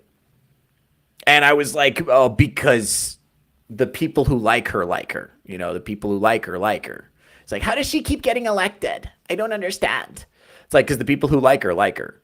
She's like, but why did they like her? And I was like, yeah, I was trying to explain it to her. I was like, well, the people who like her like professional wrestling. You see what I'm saying? So like she makes the right people angry. Like they like her because she makes the right people angry. And she's tough, and she's very loud, she's very outspoken, and she attacks the people that her people don't like, and she supports the things that her people support. Like, she's the same reason you like AOC, they like Marjorie Taylor Greene. And she's like, how? No. They literally can't, they don't have, by the way, these are the empathy people. These are the people who will be like, don't you have basic human empathy? My politics are basic human empathy.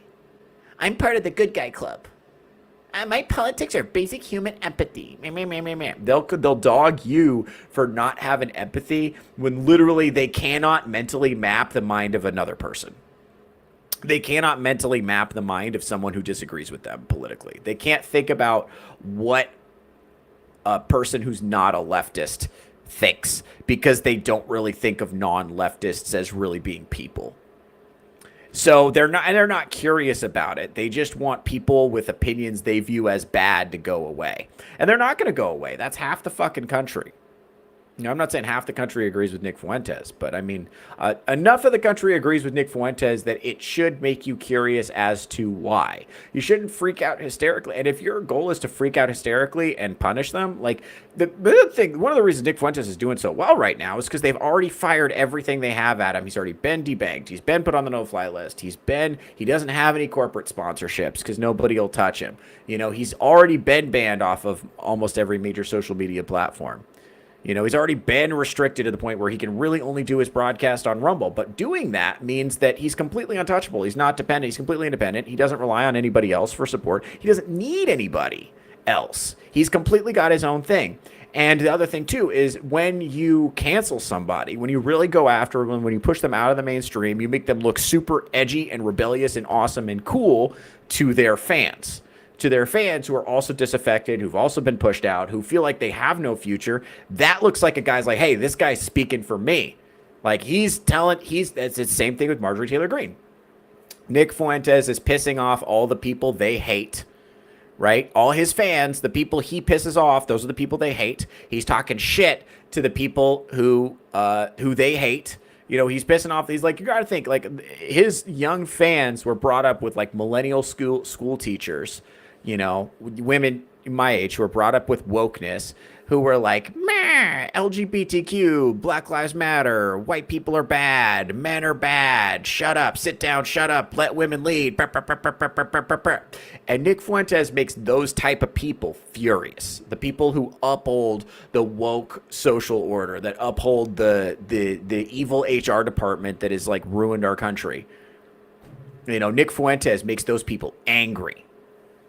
And they love that. They're like, yeah, fucking, yeah, stick it to him. Yeah, because they didn't have the words. They might not have had his verbal skills. They may not have had his boldness. They may not have had his ability to express themselves. They may not know the facts like he knows them, right? So they don't have the ability to just like, you know, troll them and make them furious. Or maybe they didn't have the courage in the moment, or maybe they didn't have the voice. And he gives a voice to all of those emotions of you know, of anger and resentment at being cast out of society, right?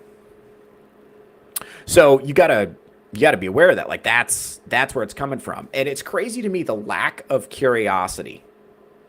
The lack of curiosity from the left is insane to me, because these are the empathy people, and they're coming at you for not having empathy when they actually literally cannot conceive of a position that does not agree with them. They cannot conceive of the existence of people who disagree with them. They cannot come to the conclusion that somebody might look at the world through a different set of life experiences and and they might look at the same set of facts and come to a different conclusion, that maybe their rational self-interest is not what you think it is. You know? Sweetheart, you wouldn't know empathy if it sat on your face. For real. For real. Full Metal Nate, friend of the channel. Make sure to check out Full Metal Nate's content, everybody. Full Metal Nate. Let's see. Let's check it out. I got more clips that I want to get through here, so we're gonna go right on to the next one. Let's see. Oh, this is Andrew Wilson is gonna go ahead and address the fact that Piers Morgan brought up Nick Fuentes' dad during the discussion and brought him up by name. So Nick Fuentes had mentioned his dad on stream before, but didn't mention his name. And so the reason that was reckless was because in the past, people have come to Nick's house and tried to kill him. That's a fact. And Piers Morgan, kind of like with complete disregard for that, you know, brought it up anyway. So let's go ahead and play that clip. Well, I was just watching your previous segment, and I thought that the framing there was a little off. So I've always appreciated coming on the show and you letting me get my viewpoints out. But I do take some issue with your framing. You did bring up the guy's dad, and you said his name. Yeah. And when you said it on the air that way, you see how he's having this big emotional reaction, like, that's so stupid. Why would you even say that? When it's a completely legitimate criticism. This is that little reaction there is that's part of the shaming tactics. That's part of the shaming tactics. Like being like, ugh, how could you even say that? Like basically saying you're so stupid for even bringing that up is a way of not having to engage with your substantive point. Not having to engage with the substantive point, because it is a substantive point that is relevant. And it's a perfectly valid thing to bring up. But by acting like it's not, you can frame how the audience perceives it. Because the audience is going to be like, oh, yeah, why would you even bring that up? You're basically giving the left permission, your leftist audience members permission to not engage substantively with this by shaming it. Because remember, shame is effective on people who are deriving their opinions from consensus. The most important thing to a lot of leftists is that they have the right opinions that agree with everybody else, because their opinions are coming from consensus, not being rational. Okay, they're not coming to rational conclusions. They're going based on what the people around me think. That's why they're always bringing up their politics. That's the other reason too. They're always testing around. They want to show off their own virtue, but they also want to test and make sure everyone around them agrees with them. And that's why they freak out if somebody doesn't. And conservatives don't feel the need to do that. It's not necessary. And it's rude, frankly.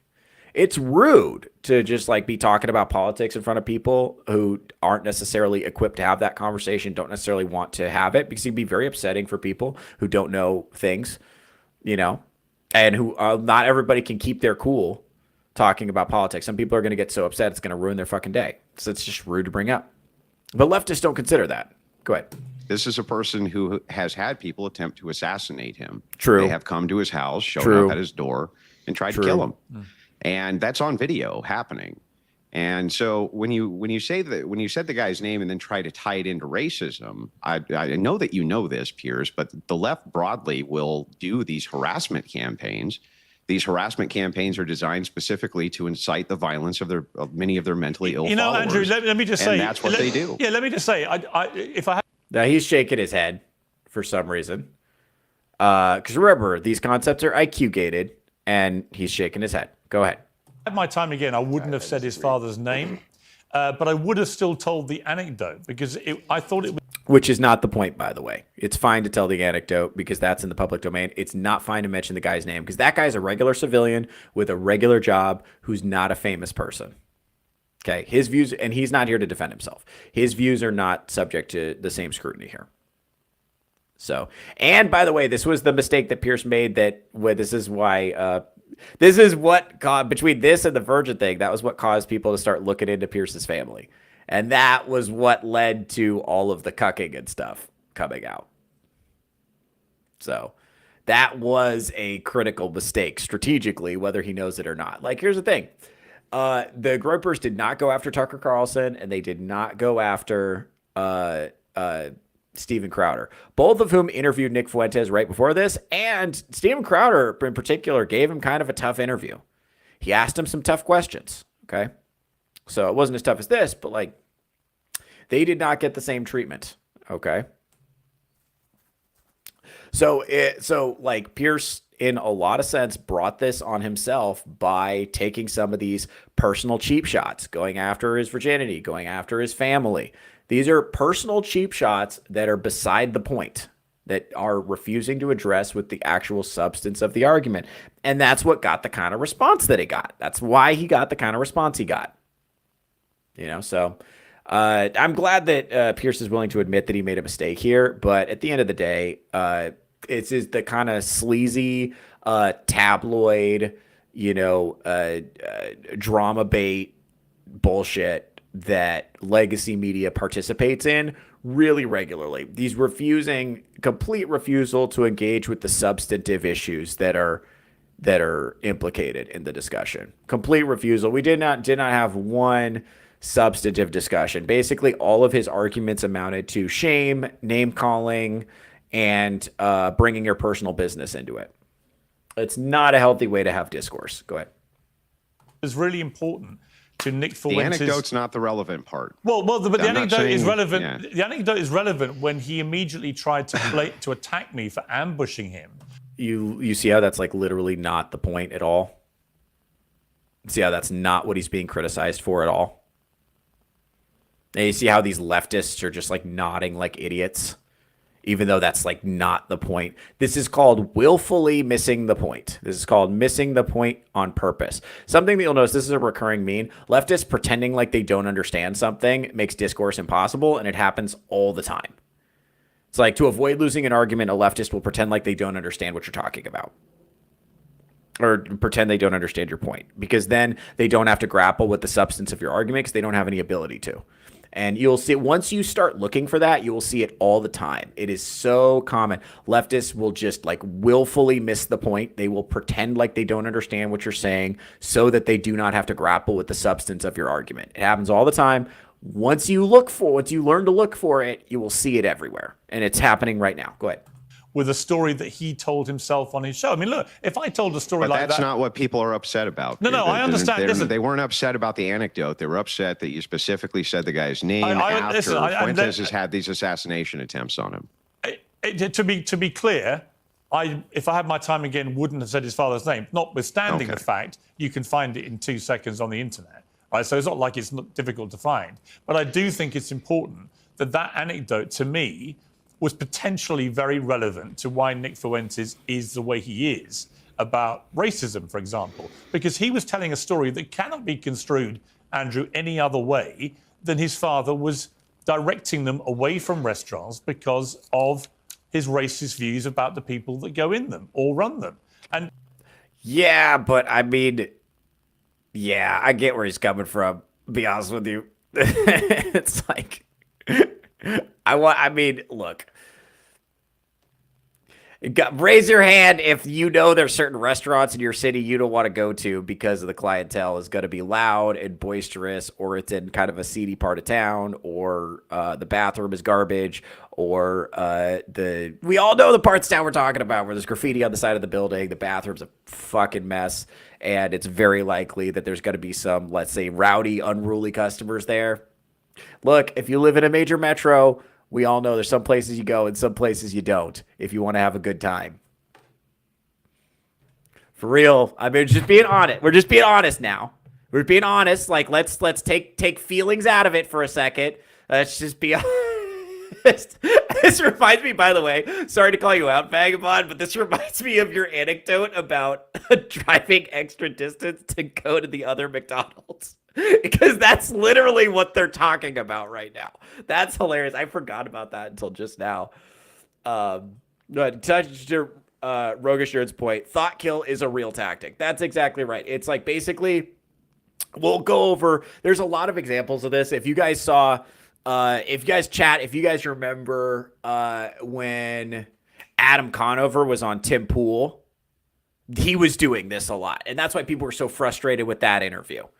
Was because they didn't actually have a real substantive discussion about the things that they maybe could have, because every time Tim Pool brought up something that reflected unfavorably on Adam Conover's views, he would be like, I haven't heard of that, so I'm not following the same things you're following, I guess. I can't remember. I've never heard of that. What is it? What and they just pretend like they don't know things. And it's incredibly frustrating for a guy like Tim Pool, who's super informed, to be like, you're coming here, you're a political commentator, you have a show about politics, and you don't know a bunch of these basic facts. Then how are we going to have a substantive discussion about what's going on if you don't know a lot of these basic facts about reality? Like, how are we going to do that if you're just going to act like you just don't know anything? Yeah. So, yeah. And this is exactly right. Vagabond's exactly right here. He's not sorry he did it. He doesn't care that Nick's dad might lose his job. He doesn't care that Nick's dad is not a public figure and his private views are really nobody's business. He doesn't care at all. He doesn't care one bit. And he doesn't care that the attack was not about the substantive issues. It wasn't engaging substantively with Nick's views. It was a bullshit personal attack, and he knows it. And he's trying to paint this like picture of, well, he was raised in a racist home and the apple doesn't fall far from the tree, which, by the way, completely misses the point. Because the quote-unquote racism, or the, what do you want to call it, racism or race realism or whatever, the way that the Overton window has shifted on race is a generational thing that is a Zoomer phenomenon. Like, they didn't learn that from their parents. Their parents are worried about it, okay? Their parents are like, wow, how did my kids get so racist all of a sudden? That's what they're saying. This isn't inherited, okay? This is a generational shift. Like, in fact, there's another anecdote. This pisses me off because I just remembered this. This is from me just like deep diving into this. There's literally another anecdote which is super famous. It's a clip. I don't have the clip in front of me because I just thought of it now. It's a clip of Nick talking about when he went home from college after his first semester as a freshman, and was trying to tell his parents that he was skeptical of the Holocaust, and they freaked out. And they were like, we didn't raise you like this. And they were literally shaming him for being, I guess, like Holocaust skeptical or whatever you want to call it. So literally the point Piers Morgan is making is refuted by another clip, which is one of the most common clips. So I can tell he didn't even really do his research, right? And that clip is actually way, way, way more indicative of reality. Here's the reality. You have Boomer and Gen X parents who have Gen Z children, okay? And they are astounded by their views on race. These are not learned from their parents. This is downstream of a significant cultural shift. This is a combination of immigration anxiety, not being able to get jobs, the dollar doesn't go as far, and also we're 75 years removed from World War II at this point. So this is not as fresh in the cultural imagination as it was when maybe, people who were born in the 1960s. Glenn Greenwald talks about this. When people are born in the 1960s, World War II was like 15 years ago, right? Okay. It's not that recent for Zoomers. And since then, we've only passed down shame and name calling and ostracism as a tactic. We don't like my generation didn't learn the actual logical arguments for what actually went on there. We just learned like Nazis bad, Hitler's bad man, bad, big bad. But we don't actually, if you actually talk to one of these fucking Zoomers, which I have, one of these Zoomers, and they just start rattling off facts about fucking ovens and shit, and it's like, wait, hold on, what are you saying? I don't have any idea. I have no idea how to respond to that because I don't know any of the relevant facts. I just know Holocaust bad. I don't know the actual history because I didn't get educated on that because the education system was fucking garbage. It just teaches you like shame and name calling. It doesn't teach you facts. So remember, the things cultures forget are the things everybody knows. Right? So we didn't get the proper education. Why is fascism bad? Why? And also the fact that they use, and they're, making a point that this kind of like fear mongering about fascism has resulted in punishing genuine patriotism, genuine pride in the history of your country, genuine, just like feeling good about being an American. It's just like spread this this attitude of like hating your ancestors and believing that America is this horrible white supremacist tyrannical patriarchy and just hanging your head in shame and just like, oh man, I hope the country, like this attitude. Like that's what Fuentes and his followers are pushing back against. So you got to understand that. And like, this is what happens when all you use is shame and ostracism and name calling, and you don't actually have a population that is well informed and has actual information. And the other thing too is when you shame people for saying things that are obviously true, like there are certain restaurants that maybe you don't want to go to. Everyone knows where they are. If you live in a major metro, certain areas, yeah, we're probably not going to go there to eat. We're going to go somewhere nice. Like, hey, how many of you live in a city where restaurants closed recently because of crime? I do. That's happened here. Just stating facts. And when you cannot state obvious facts about reality because of shame and ostracism, that's where you're going to get resentment.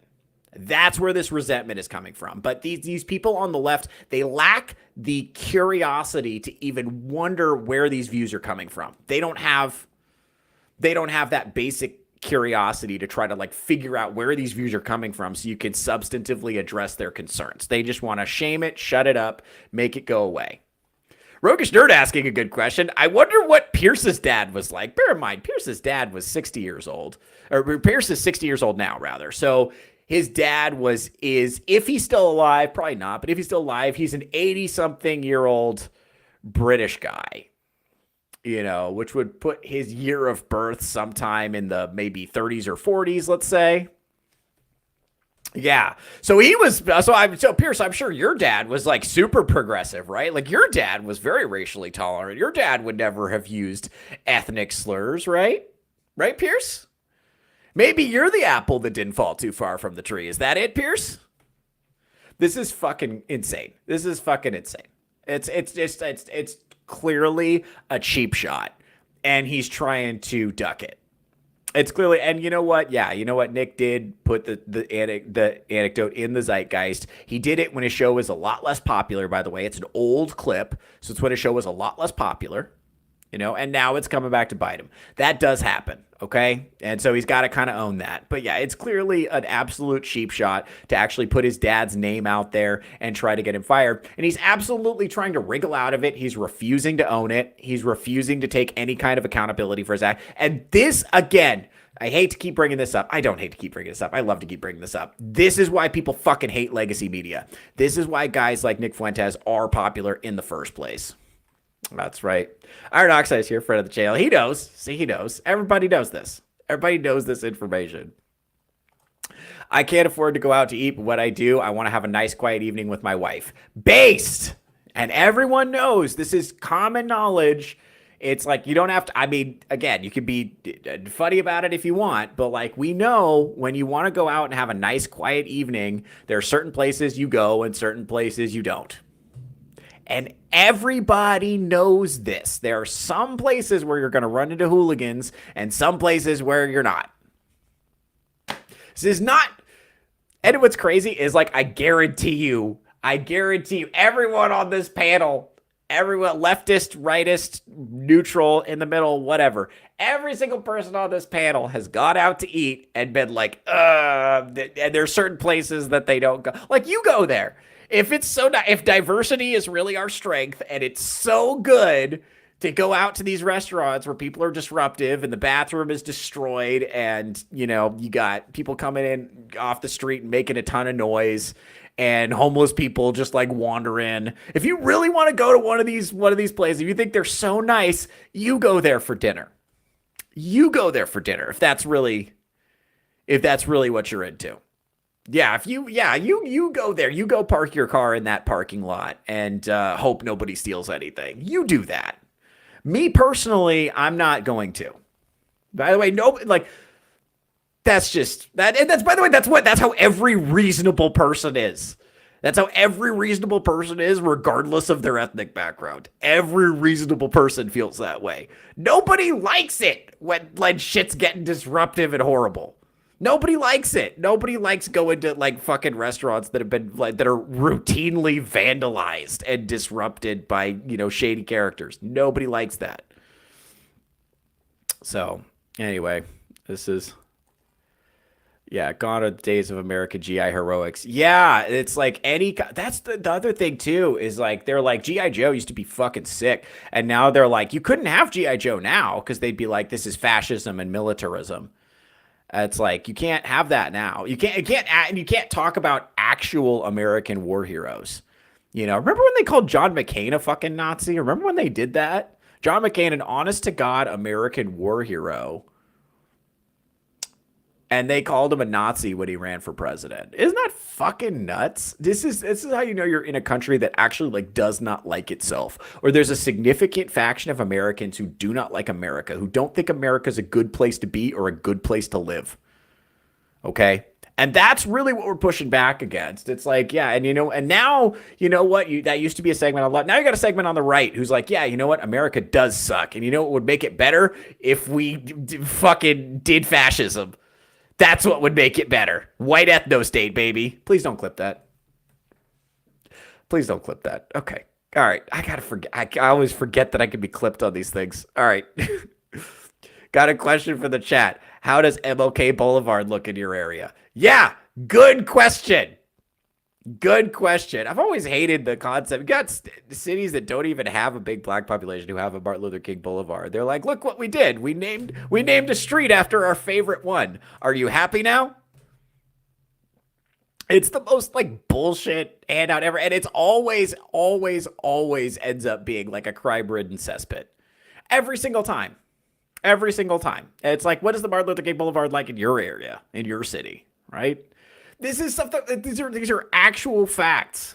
And by the way, the people who are hurt the most by refusing to discuss these issues honestly are the law-abiding citizens that live in those areas, which is the majority, by the way. It's a relatively small percentage of the people who are causing all of the problems and are refusal to speak about it honestly is making life worse for the people who live in that area.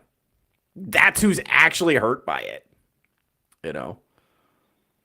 Yeah. Don't clip? Are you sure? Like really, really sure? No, I actually do want to see that clip. That's gonna be super funny. I don't know. I'm collecting so many crazy clips of me. Even from this episode, we've already gotten a couple of good ones. They're just gonna be things for my friends to stitch together and use against me later. So it'll be good fun. Anyway, let's wrap up this clip, and then we got a couple of more things I want to get through. Go ahead. It couldn't be seen any other way. I get that. I get the point of bringing the anecdote up.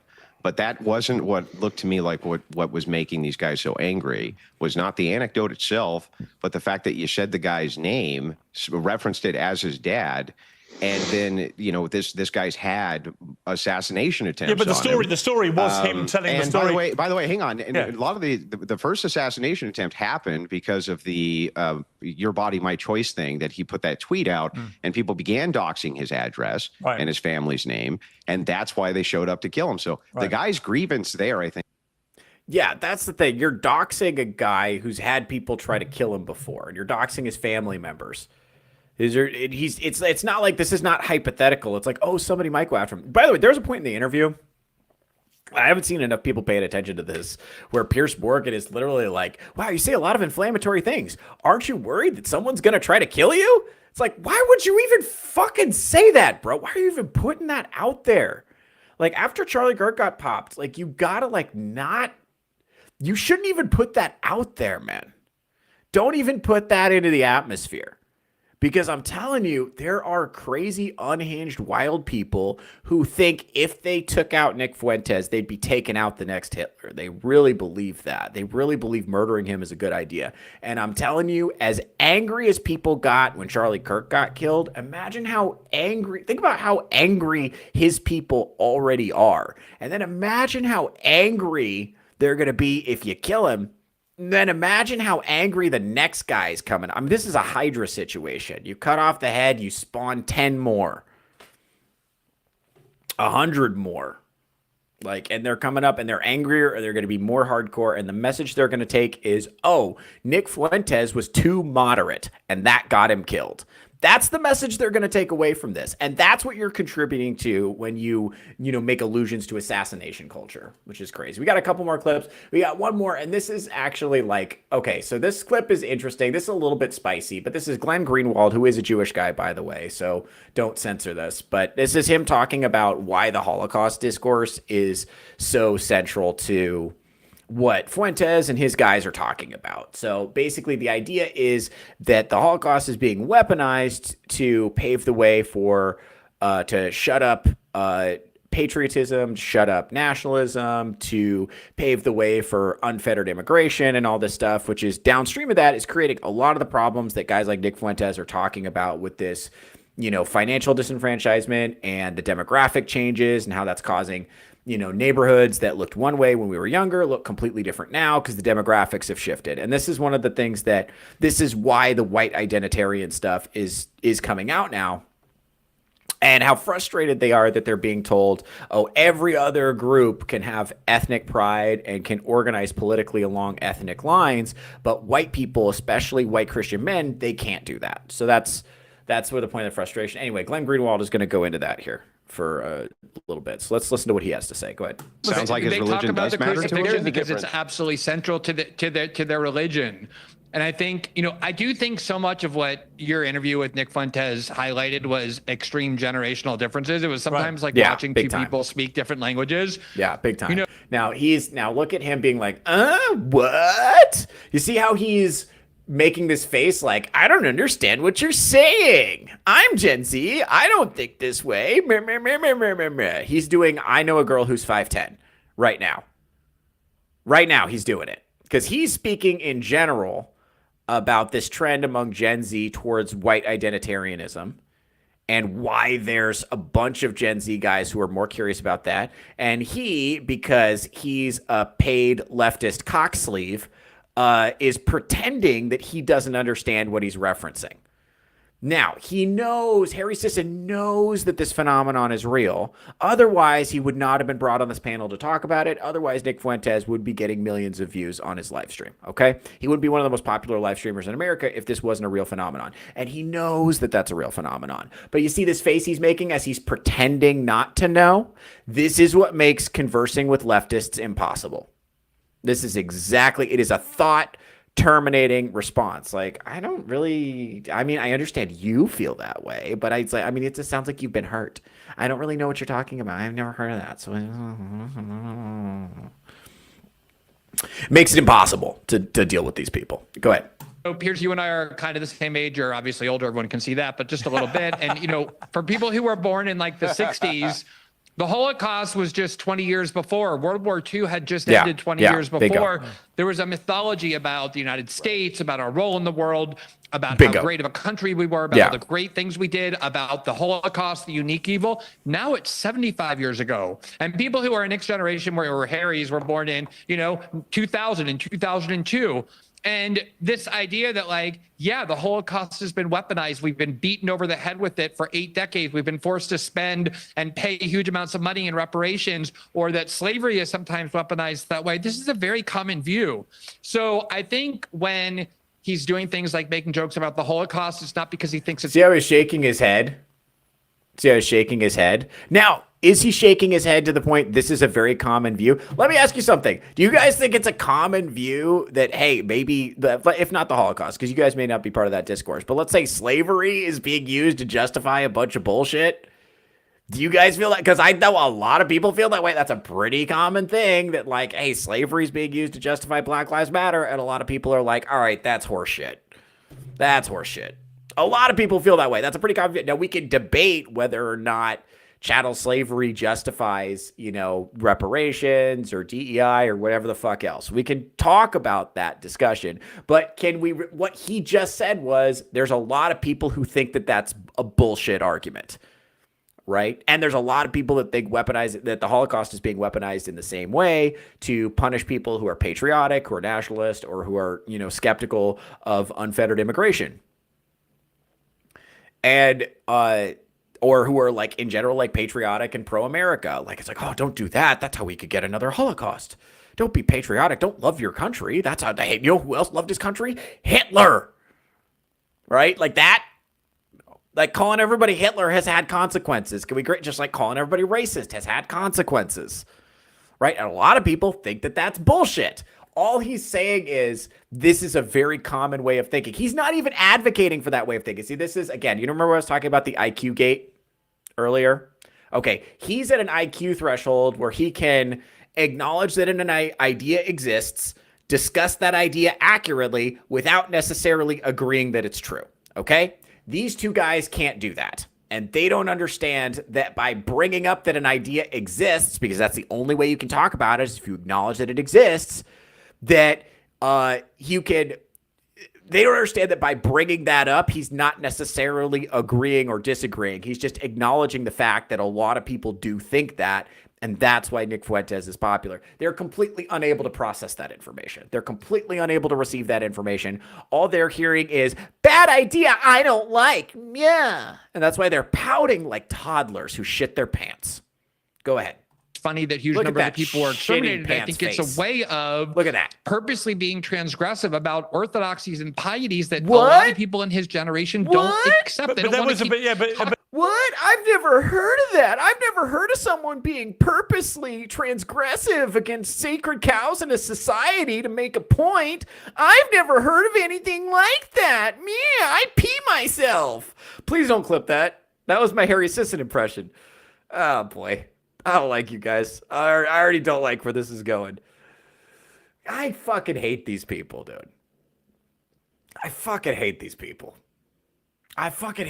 Because here's the thing, they're looking at him like he's an idiot. And if you've had a discussion with leftists, you've had them do this to you, where they will look at you like you're an idiot. They'll actually laugh at you. I had an obese leftist friend laugh at me because I was explaining to her how I had lost a tremendous amount of weight by tracking macros and using a relatively simple measurement method and eating so much protein, so much carbohydrate, so much vegetable, so on, fats, whatever, dietary fats, whatever, and how that led to intentional weight loss over time. And then combined with resistance training and weightlifting and a little bit of cardio in the right place, you can actually, recomposition your body so that you're a lot more mobile and flexible and comfortable, and it's easier to move in the world. And she was like, that's so silly. I can't believe you would propose something like that. An obese person, by the way, thought my views were laughable and pretend like, I can't believe you would even think. Why would you even think that? So stupid. This is what happens when you talk to leftists, and you'll run into the same thing if you try to bring up the fact that the school system is biased against boys, or that boys have a harder time integrating into the school system. You'll run into the same thing. They'll be like, that's ridiculous. The school system was invented by patriarchy, and patriarchy benefits men. Like they are not even able to engage with the substantive argument that you're making because they're so committed to pretending that it's on its face ridiculous. And this is the same tactics, like mockery, fake confusion, being snide, being like, I can't believe you really think that. Oh, that's ridiculous. I can't believe anyone thinks that. It's like, bro, half the country thinks that. That's why Trump got elected. I'm telling you, dude, like this willful ignorance, this willful refusal to engage with this phenomenon will have consequences. I'm telling you, Nick is the nice version. Nick Fuentes is the nice version. This is what a lot of people don't really want to talk about. He's not actually a right-wing extremist, really. He's the nice version of this line of thinking. He is not the cause of this. He is a symptom of this.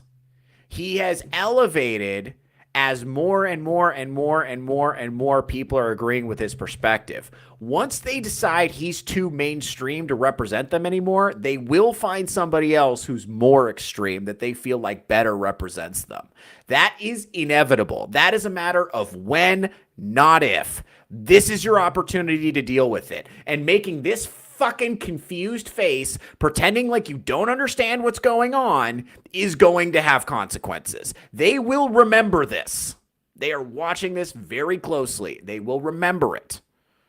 Like, pretending you don't understand makes it impossible for you to address the substantive issues that are going on here. And whether or not you agree with their actual talking points, their actual policy proposals, or if you don't like Nick's tactics, or you think that he's a big bad anti-Semite or whatever, okay, fine, fair enough. Some of that is probably true, but we have to deal with the fact that we have a significant proportion of the young male population that's completely economically disenfranchised, does not feel like they have a future. They have no reasonable opportunity to create a family. They have no reasonable opportunity to create a livable situation economically. They have no ability to hold on to money and save it. They're dying because of fucking internet porn, sports betting. Do you realize people are going into debt to order DoorDash? People are breaking up pizza delivery into payment plans. That's how down bad people are right now. Do you guys not understand what happens when you have a bunch of unmarried young men who are economically desperate to that degree? Don't you know what happens? Read a fucking book. Do you understand what you're playing with here? There are consequences to mocking people with nothing to lose. And I'm warning you, and I'm not the first person to bring this up. There are consequences to what you're doing. Your refusal to deal with these substantive issues will create you pretending it doesn't exist does not make it go away. This is your opportunity. I am telling you, Nick Fuentes is the nice version. Deal with it while you can. Deal with it while they're still giving you the option to deal with it. Deal with it while they're still interested in discourse. Because if you don't, you're going to have to deal with the next guy, and I promise he's not going to want to talk. Anyway, let's finish up this clip and then let's get out of here. Oh, it's over. Okay. Yeah, legacy media heads haven't caught on that they no longer pick and choose who the social pariahs are. Bingo. Legacy media is done, and they don't even know. Yeah, the Saxon is beginning to hate. Exactly. This is exactly right. This point about legacy media, they don't set the discourse anymore. This is what I'm saying. This is one of the things we learned from this. Legacy media has no idea how to handle these new media guys. Okay, this is funny. I got to give this one a round. People aren't desperate. The pizza was just that good.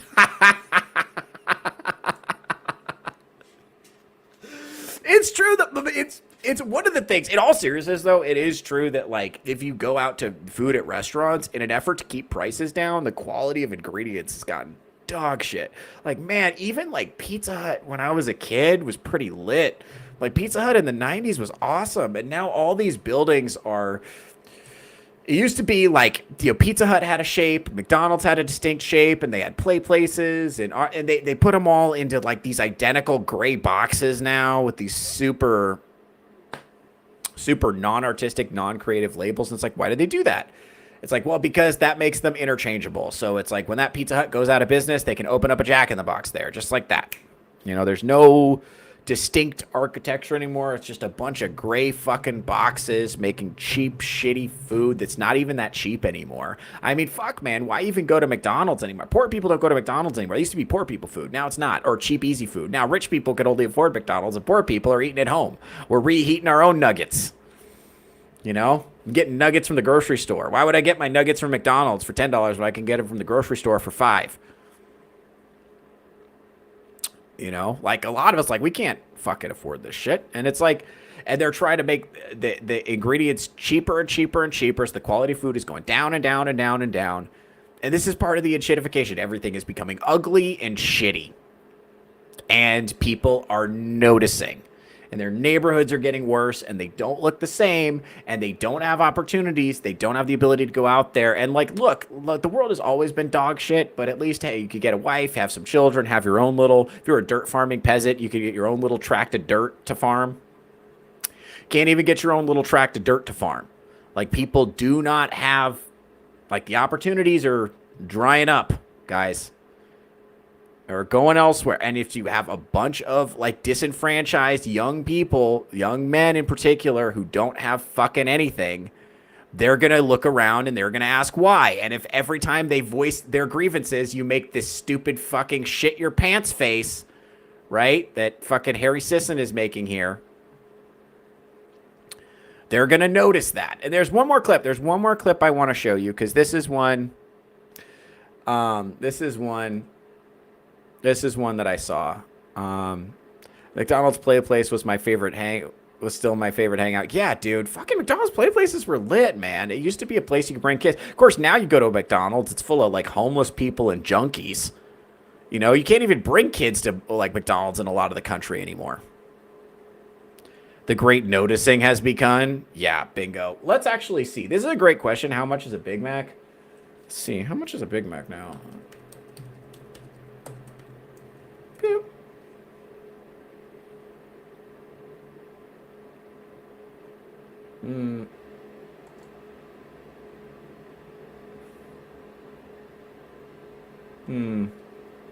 Yeah, no, this is Google's AI.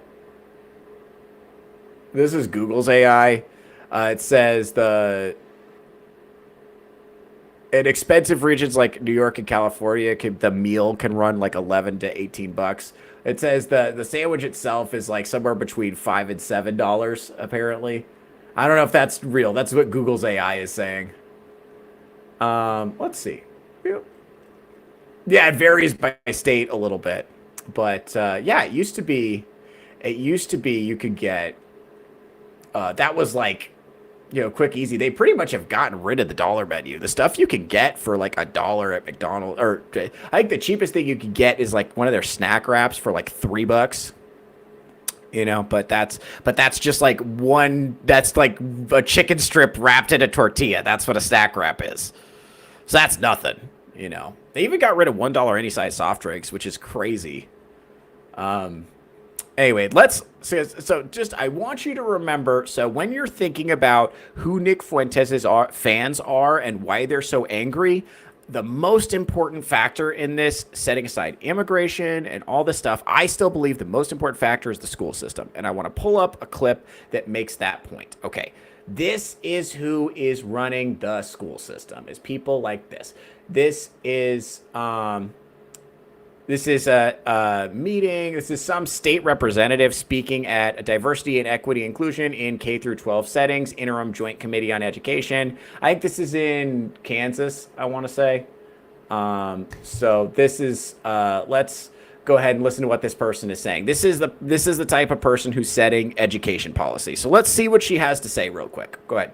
I think we're missing an incredible opportunity right now. An incredible opportunity, folks. What do you think the incredible opportunity is? Go ahead. I'm going to be honest. I don't feel good about being white every day. Oh, she doesn't feel good about being white every day. Go ahead. Let's find out why. For a lot of reasons. Because it's a point of privilege that I get to move through the world in a way that so many of my other colleagues and friends and family members of the community don't get the privilege to do. I wonder if there's anybody worse than her. And I'm just a female, but just a woman, just a white woman. If I was a white man, I would be functioning from a point of an even greater privilege. There it is. I think we're missing an opportunity when kids have a moment to reflect about how the color of their skin does and does not allow them to move through the world. Running to them and trying to stifle that and trying to say you shouldn't feel bad, so we don't want to ever expose you to something that is going to make you have to pause and have maybe some internal feelings. It's a missed opportunity for some really good dialogue. You heard her. It's not about making people feel bad about being white. No, of course not. I think it's about acknowledging the historical privilege that white people have always had in this country. Of course. Yeah. Yeah. Which I don't know that anybody in this room in good conscience could argue exist and still exist. Right, because she can't remember. Okay, so remember, guys, we're missing an opportunity to make children obsess about their skin color, guys. That's what we're missing, an opportunity in education, to make children obsess about their skin color. You know what we're not doing enough of in the school system? I know we're like last in the developed world in math education. I know we're last in the developed world in literacy. I know that we're to a point where boys are consistently failing out of the system and aren't being represented. I know we're at a point where our students, we spend more dollars per student than any other place in the developed world to get worse outcomes than any other place in the developed world. I know our education system is disastrous. I know that there's such a thing as the school to prison pipeline, right? But you know what we're really missing, guys? We're missing that opportunity to really, really drive home that element of racial guilt. That's what we're not doing. We're not causing our children to have enough of an existential crisis. We're not teaching them to constantly think of themselves and their peers in terms of what color their skin is. We're not encouraging them enough to engage in racial identity politics. That's what we're not doing. That's where the missed opportunities in education are. I know what you're thinking. Because you're white privileged, right? You're thinking education should be focused on literacy and math education and civics and making sure that our citizens can participate in society. And making sure that we're creating an informed, patriotic voter base. I know that's what you're thinking education should be. Completely wrong. We want them filled. We want them just racially obsessed. That's what we want. And this is a missed opportunity. And remember what she said right at the end, right? She said, and remember, I don't think anyone in this room can argue. And what did we say? What have we said the whole time? They can't imagine the existence of people who disagree with them. They cannot imagine it. So she assumes that everybody in the area, in the room, agrees with her framing of this and her view on racial politics. And by the way, on top of everything, this is a giant virtue signal. She's like, I, a white woman, am so privileged, but not as privileged as a white man. Because remember, I'm also a victim. That's chef's kiss. Perfect virtue signal. Perfect virtue signal, because she's talking about how privileged she is while at the same time reminding everyone that she is still a victim, thereby maximizing the amount of power she has in that situation and forcing everybody to kiss her out. Oh, she's so brave. Oh, wow. Oh, wow. Look at like Sweet Cheeks over here. And the like, oh, the pouty face she's making. This woman is a psychopath. This woman is a psychopath, and these are the people. Psychopaths like this are the people who are running the school system, and this is what the Groypers ran into when they were coming up. This is what they're dealing with. So I will just say very simply, they are tired of being told that they're evil for immutable characteristics. And this is why calling them racist doesn't work anymore, because the people who use that term like racist and sexist and talk about equality and talk about privilege and talk about social hierarchy and all this stuff they created a racial caste system where the groypers were on the bottom, and they are sick of it. They're done. That's why that doesn't work on them anymore. That's over. That's over. It's done now. It's done now. You can't do that anymore. You have to make an argument now. You have to make an argument for your worldview that has to be based in like some kind of like facts and rationality, and there has to be something in it for them. You've given them zero incentive to cooperate with you. You gave them zero incentive. They have no reason to buy into the society. They're not getting anything out of it. Right? They don't get homes. They don't get wives. They don't have children. They don't get jobs. They don't get money. They don't get, boomers. You could get a couple of cars, a house, a yard, a dog, a jet ski, a couple of kids at a private school. You had a reason to buy in. And then Zoomers, they watched this. All the millennials became like impoverished debt slaves, brainwashed into woke ideology, and they were like, well, that didn't work. They watched all of our Obama era optimism crumble into shit. They watched it happen. They watched what happened to us, and they're not repeating our mistakes. They are done buying into the social order. They're not becoming feminists. They're not woke. If they're not becoming woke, they're embracing traditional religion, and some of them are embracing fascism. Let's just be real. Let's just be real. So you can engage with the issues if you want or not, but eventually you're not going to have a choice, because there's going to be a bunch of guys in nice haircuts goose stepping down your street, and they won't want to engage in civil discourse. This is your opportunity now. Nick is the nice one. I don't know how many more nice ones there's going to be. You already killed Charlie. Now Nick is here. He might be the last nice one. He might be the last one who even wants to talk. Like, engage with it or don't. But I'm telling you, this problem is not going away, and you can't shame it, and you can't name call it away. I have such a great chat. Don't speak for me, sweetheart. Welcome, Strider. Strider's here. What's up, buddy? She wants to say comrade so bad. Yes, she does. Yeah, she does. We're not talking about the entire world. We're talking about one country. Her privilege is that she's affluent enough to believe in globalism. That's exactly right. Every other country in the world has restrictive immigration laws. Every single other country in the world is racist. We're the only country that even thinks being racist is bad, outside of Western Europe. I mean, they do too, but the truth is, every other country in the world is super racist. Go to Japan and try to figure out what their immigration laws are. Try to figure out what they think about non-Japanese people. Go ahead. Go walk around the rest of the world and see what they think. We're the only country that has the morality that racism is even bad, or that we actually encourage immigration. Everyone else is fuck off if you're not us.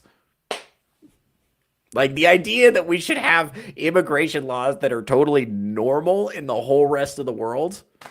I mean, this is the navel gazing retardation that's so common on the left. They'll bitch about the abortion laws here when we have some of the most permissive abortion laws in the developed world. A lot of other countries, they have a 15-week cap. Boom, done. Fuck you. Fuck you if you don't like it. We're done. After 13 weeks, it's over. You're done. No more abortion. We have some of the most permissive abortion laws in the world, and we still act like we're living in fucking Gilead of The Handmaid's Tale. It's a bunch of retarded, narcissistic navel gazing on the part of leftists who literally, they don't know enough information to realize how good they have it. They actually don't know things. They just feel how they feel. And what they feel is they deserve more power. And the way that they get more power is by framing themselves as a victim and paying lip service to the woke religion that runs everything. So this is what Jesus was talking about when he was criticizing the Pharisees. This public profession of religious devotion for the purposes of securing more power for yourself. That's what he's talking about. It's what woke people do with the virtue signaling. The look how privileged I am, but not as privileged as white men. Am I right? That's literally what the Pharisees were doing. This is exactly the kind of shit that Jesus was criticizing, and I guarantee you that person would be like, well, I actually followed the teachings of Jesus, and he was a gay hippie socialist. Fuck you, Deus Vult. Anyway, plus 10 social credit points for this woman and plus 100 for airing it live. Absolutely. Absolutely. Dude, these people want a social credit system so bad. They want it so bad. They want, and part of that is because if you think about like the process of like getting good grades and getting compliments from teachers, we're literally training people to respond to social credit system with the school system. They just want it for adults. So many of these people would actually want, if you said you could have adult report cards, they would actually want it. They would want to get grades as an adult. They would want that. They seriously do want to live in that society. They're already prepared for it. We have a bunch of like obsequious people who are not used to speaking up for themselves, who have no conflict resolution skills. We have taught them that the way you resolve conflict is you appeal to an authoritarian, like nanny state HR department that tells everybody to stop saying mean words. Like we don't have anybody who's got actual conflict resolution skills. Like we completely train that out in the school system. And so that's why we have so many hysterical morons in college right now. That's why. And why now they're in the adult world now. It's already past the point. We've already cleared that threshold. So anyway, and then the Zoomers coming up are absolutely fucking sick of it. They're absolutely fucking sick of it, especially the men who've been on the receiving end of this bullshit for so long. Like they are sick of it and they're going to throw it off. And a guy like Nick, he pisses off women like that woman, like this woman. Like this woman fucking hates Nick Fuentes. You already know. And that's why they like him. That's why the guys who like him because of that. Anyway. So that's a lot. That was a lot. We're over 2 hour mark now, guys. So I'm actually going to hop off pretty soon. If you want to see me do live stand-up comedy, I'm going to be at Delirious Comedy Club here in Las Vegas, Nevada, over at the Silver Sevens Casino and Resort. I'm going to be there 7 o'clock and 9 o'clock tonight. And guess what? If you missed that, that's okay. I'll be there at 7 o'clock and 9 o'clock tomorrow. I will also be back here for Theocracy, Monday, 11 a.m. Pacific time. Mondays, Wednesdays, and Fridays, 11 a.m. Pacific time. I do this show, Theocracy. I'm also going to be doing my panel show tomorrow, 11 a.m. Pacific time. That's called Touch Grass with Theo Snodgrass. Got a lot of fun people on that show. So we're going to do a panel show. We're going to do a discussion of some of these same issues. It's going to be a lot of fun. Got a lot of fun stuff lined up for that. So I'm really looking forward to that. Also, if you want to keep track of my comedy, to make sure, if you are new here, because we're getting a lot of new viewers lately, if you are new here, make sure to like, share, comment, subscribe, donate to the Stream Elements tip jar. I've got it in the description. So make sure to do that. And make sure to send me money so I can get YouTube Premium, so I can do these reactions without running into ads. Make sure everything you send me in terms of money, subscribe to the Patreon. I'm putting a lot of stuff on the Patreon coming up. So we're going to be doing a lot of work over the holidays. I'm trying to retool everything, get it going into next year, kind of adding as much value to the subscriber as I can. Any money you send me is going to go right back into making the show better. So it's directly to... So yeah, anyway, my whole philosophy with this is if I create value for the subscriber, then the subscriber will support me. So I'm just trying to create value for you guys. So any money that comes in is just going to go right back into filming more content, filming more stand-up, improving the live stream content, all that stuff. So please send me money for feeling generous. That'd be fucking awesome. If not, just keep listening, subscribe, share, comment, all that stuff. Recommend it to your friends. I would appreciate that too. It's gonna be a party. So if you want to see me, make sure to follow me on YouTube, follow me on Twitter, follow me on Instagram. That way you can keep track of all the stuff I'm doing. You'll see when I'm doing comedy at a city near you. And with that, it's been fucking awesome. Oh, fucking Ironcast is here. Ironcast, yes, Ironcast on Iron Oxide's channel. I'm gonna be there also. Holy shit, I forgot about that. Thank you, Scream Queen Selena, friend of the channel, Mrs. Oxide as I call her. She's here. Iron Oxide was Tuesdays and Thursdays, or Ironcast was Tuesdays and Thursdays this week. I think we're doing one tonight as well, so we don't want to miss that. Also, you're going to catch me on the Rogues Gallery on Saturday. That runs after Touch Grass. That's 4:30 Pacific time. So make sure to hop in over there. That's a fun pop culture panel show. We have a lot of fun over there. It's a wild time. Yeah, and Weasel's here. Merry Christmas. Have a great day night, everybody. Be seeing you. Weasel, that's awesome. Merry Christmas. Very based. We don't say happy holidays here. We celebrate the birth of Jesus Christ. Merry Christmas, everybody. It's kick ass. I will see you guys next time. Take it easy. Now, please enjoy the outro to my other show. The intro to my other show is the outro to this show. Take it easy.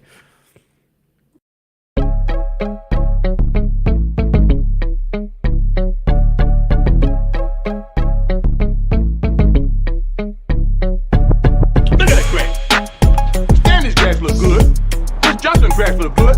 Well, look at my crack. No. Look at that crack. Are we looking at Arz's cat now? Yes. Sorry, I didn't hear a damn thing you said. All right. And because I was a gazillionaire and I like building so much, I cut that price for free. Species is dying. The birth rate is plummeting. Women are chopped. But yeah, you know what? Get a fucking cat.